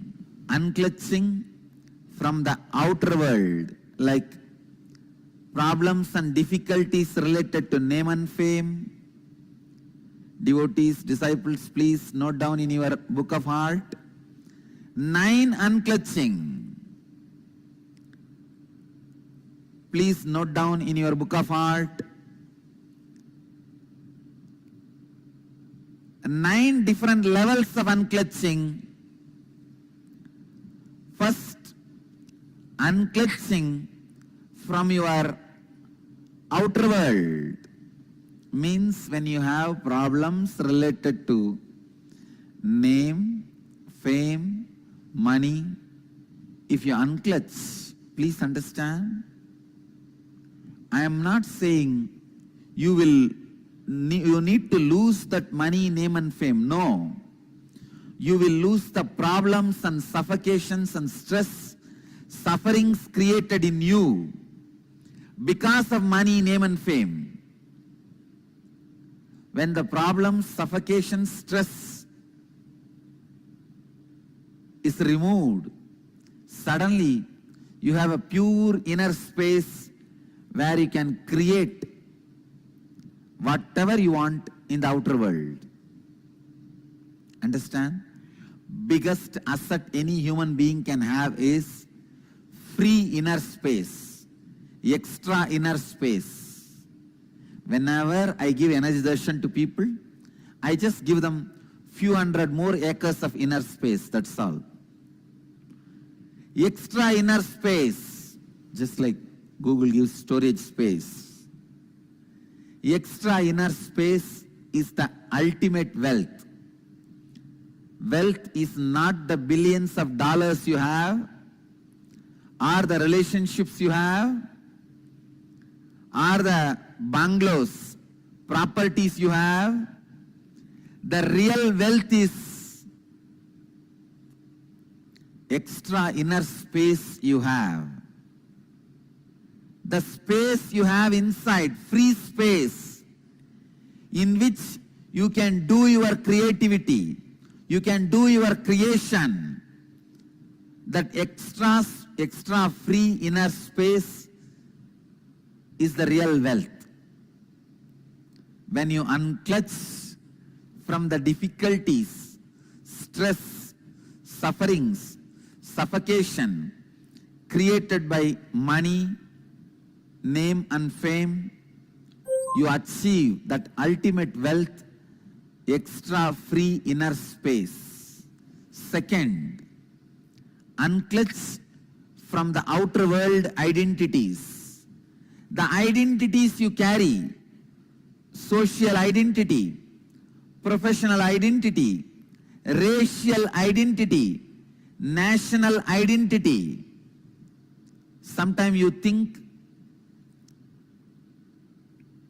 you identify yourself based on your religion, your country, your race, your caste, your community, your creed. Please understand, this racial identity, national identity is responsible for millions of people dying every year in the planet Earth. World's worst terrorist on the planet Earth is racial and national identity. Please understand, largest number of deaths on the planet Earth is caused by racial and national identity. The moment you feel you belong to certain geography,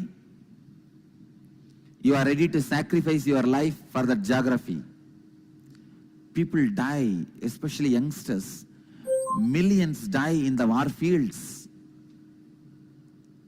And without any guilt, without any even second thought, people kill people just because their national identity.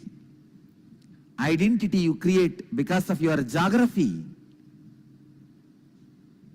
I tell you, most uncivilized act is killing people because of your racial and national identity. It is so unfortunate still human beings have not evolved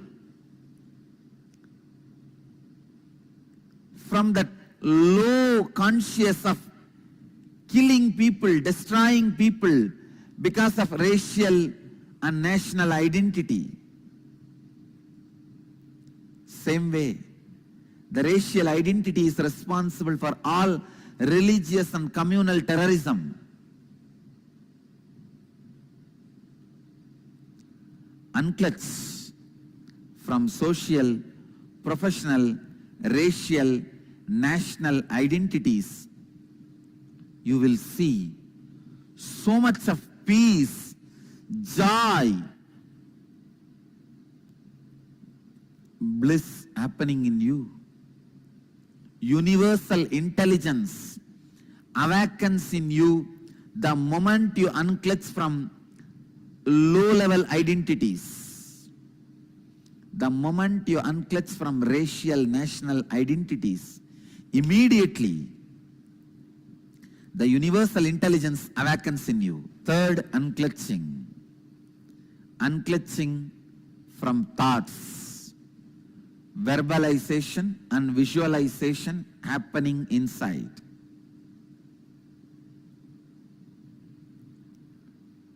Please understand. Unclutching from thoughts means the verbalization and visualization happening inside. When you look in, the verbalization happening, the visualization happening in you are all thoughts. Unclutch from both. Continuously try to unclutch from both. You will see extraordinary powers expressing in you when you start unclutching from your verbalization and visualization. You will become yogi. Understand? Living as a yogi is life. Unclutch from verbalization and visualization. Whenever you remember the verbalization happening in you constantly, the words moving, or the visualization happening in you, the ideas happening in you, unclutch from that. Even the boredom, feeling bored, restless, is also one more thought, one more verbalization, one more visualization. Unclutch even from that. And fourth level of unclutching. Unclutch from your emotions, pain and pleasure. Let me tell you from my own experience, when I fell from the horse during the horse riding and fractured my hand, just all I need to do is unclutching from that pain. I could see very clearly, body was healing at least 5 times more faster than normal speed of healing. I tell you, I really felt so joyful. I felt so happy for my body. Wow, what a body to live with. Body which does not give you pain, friend who does not give you doubt,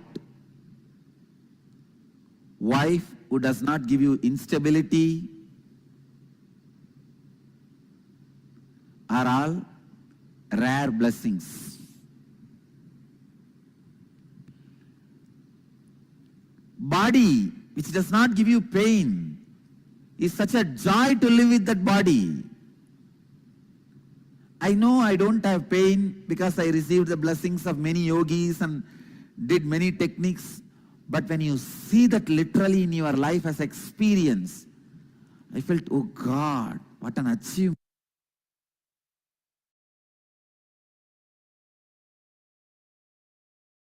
Yes. What a wonderful sharing, revelation, and a powerful initiation into the science of unclutching from the avatar himself. Now we have learned the 9 levels of unclutching. Now 3 types of unclutching. First is luxury activities. Unclutching from the luxury activities, like activities which may not be required for your life, which you do as a luxury. Playing video games, luxury activities. This is the first type of unclutching. Second, existential activities. Unclutching from existential activities. Your body will be performing those activities. The sufferings and the stress caused by those activities will not be there in your body. Unclutching from the existential activities. Third, survival activities. Unclutching from the survival activities. Even the basic survival activities like the food, eating, sleeping, unclutching even from these things. Your body may continue the activities necessary for survival.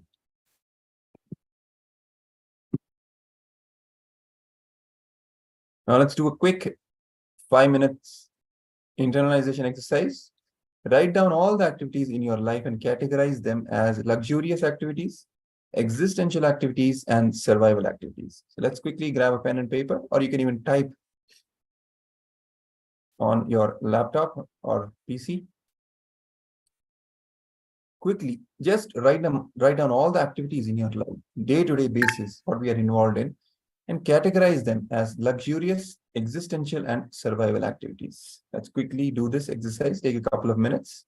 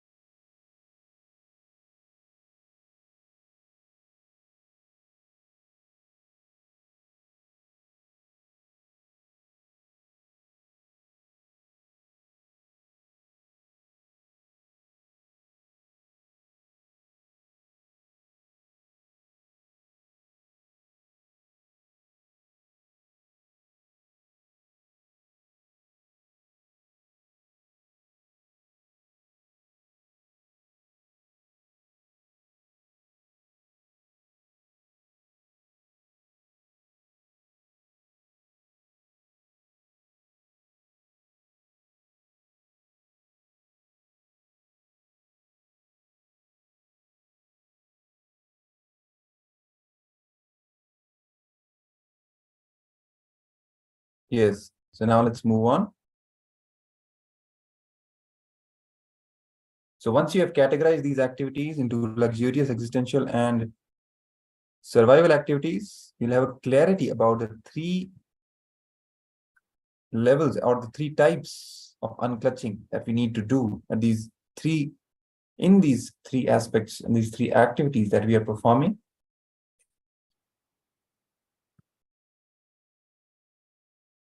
So this brings us to the completion of this section. Some gifts from Kailasa for all the participants. The link that we see on the screen is the link for the playlist with all the videos on unclutching. You can watch and share with other people as well. And the book, Why Meditation? And also share your experience with unclutching and with as many people as possible on social media. Remember the hashtags, hashtag Paramashivoham, hashtag KAILASA, hashtag Nithyananda in all the posts that you're putting on the social media platforms. And also call two people and share your experience about unclutching and invite them to the daily unclutching meditations. The Minutes for Peace, Kailasa's Minutes for Peace, is the initiative from the Supreme Pontiff of Hinduism to bring world peace and making people on a large scale coming together and practicing samadhi meditation, practicing the unclutching meditation. And call your friends and family, invite them to attend Paramashivoham level 2, get initiated into this sacred science, ancient science of unclutching, and give a big breakthrough to their consciousness and help in achieving world peace.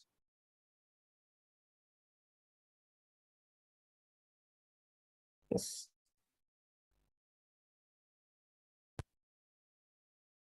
So this brings us to the end of this session. So let's end the session formally with the Purna Mantra. Om Purnamada Purnamidam Purnat Purnamudachyate Purnasya Purnamadaya Purnamevavashishyate Om Shanti Shanti Shanti Harihi Om Tatsat Sarvam Bhagavati Nithyananda Paramashiva Padukarpanamastu Om Nithyanandam. Yes. So we'll now be moving to the power manifestation session.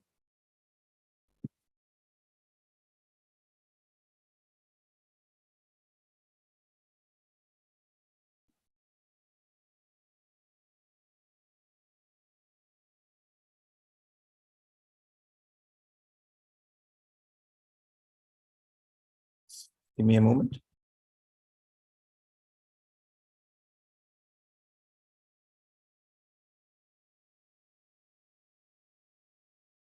Yes. So let's now again bring our awareness to our Ananda Gandha, holding our hands in the Atmanjali Mudra and invoking the divine presence of our beloved Guru, Swamiji, the Supreme Pontiff of Hinduism, Bhagwan Nithyananda Paramashivam. As we begin this session by chanting the Sadguru Vandana, please chant along with me. Nithyanandam Paramasukadam Kevalam Jnanamurtim Dvandvatitam Gagana Sadrisham Tattvamasyaadhilaksham Ekam Nityam Vimalamachalam Sarvadhi Sakshibhutam Bhavatitam Trigunarahitam Sadgurum Tam Namami.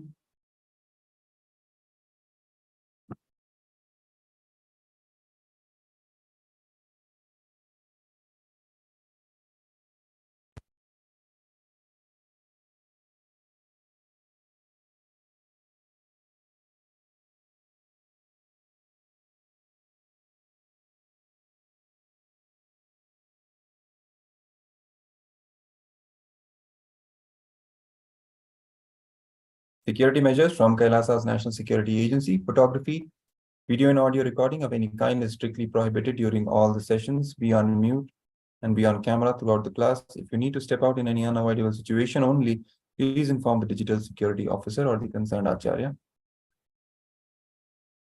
More important notes, extraordinary powers of the divine. So we are manifesting the power of thought current scanning today. We'll now be moving to the next level, the power 5 that we are going to manifest is the 3-letter word, identifying the 3-letter word which the other person is thinking. So before we start the power manifestation, we request all the participants to receive their powerful cognition from the Living Enlightenment book. Open your Living Enlightenment book. Remember Swamiji, and open a random page and receive the powerful cognition from that page. And carrying that powerful cognition in our inner space, start manifesting this power.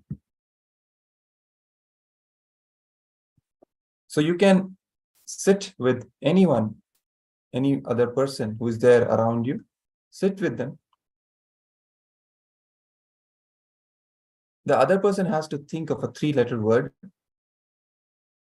Any one of you can actually be the one thinking of the 3-letter word and the other. If you are participating in the power manifestation session, so you have to identify, you have to scan the other person and see what the 3-letter word is. Okay. So turn on the video recording. As always, we are going to film our video while we are manifesting this power so that we can share this power manifestation session with as many people as possible as a pratyaksha pramana, giving the evidence that this science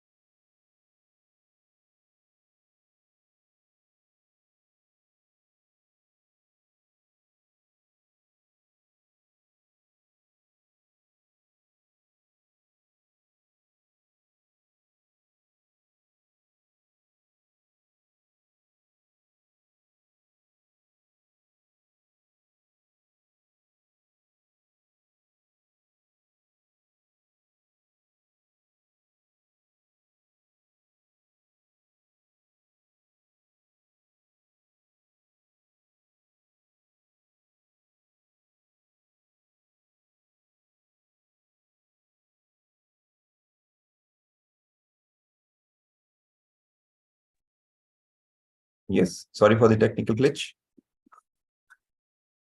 So let's begin the power manifestation session. Start chanting the Mahavakya.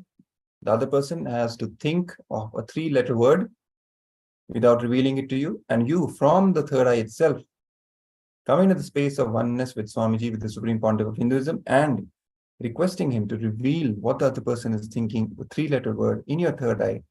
And then start verbalizing whatever is being revealed in your third eye. At the end of the manifestation, you can simply pen down or put in the comment section or chat window what was revealed to you. So let's now begin.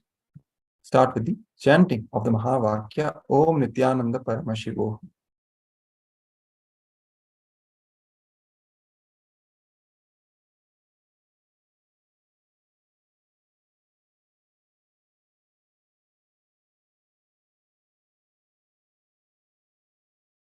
Nithyananda Paramashivoham. Om Nithyananda Paramashivoham. Om Nithyananda Paramashivoham. Om Nithyananda Paramashivoham. Om Nithyananda Paramashivoham. Om Nithyananda Paramashivoham. Om Nithyananda Paramashivoham. Paramashivoham. Om Nithyananda Paramashivoham.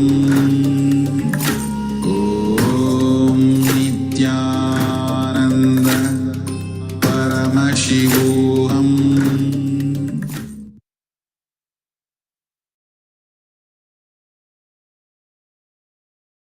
Yes. So now let's pen down what was being revealed in our third eye by the Supreme Pontiff of Hinduism, who is Paramashiva himself. From that space of oneness, whatever was revealed in your third eye, you can pen it down.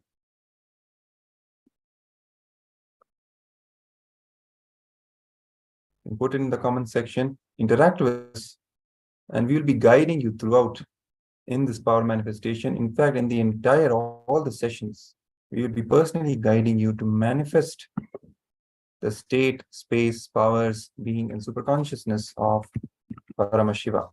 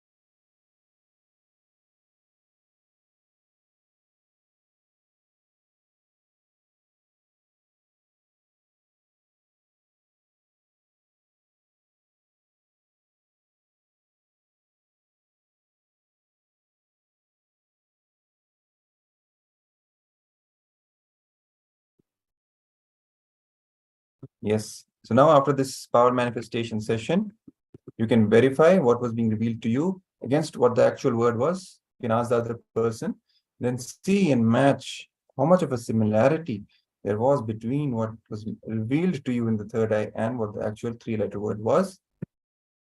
And also don't forget to upload the videos on social media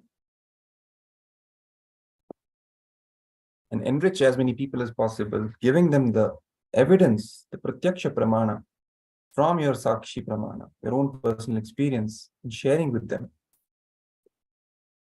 establishing the authenticity of the power manifestation science, which is being revived by the Supreme Pontiff of Hinduism, Bhagavan Nithyananda Paramashivam.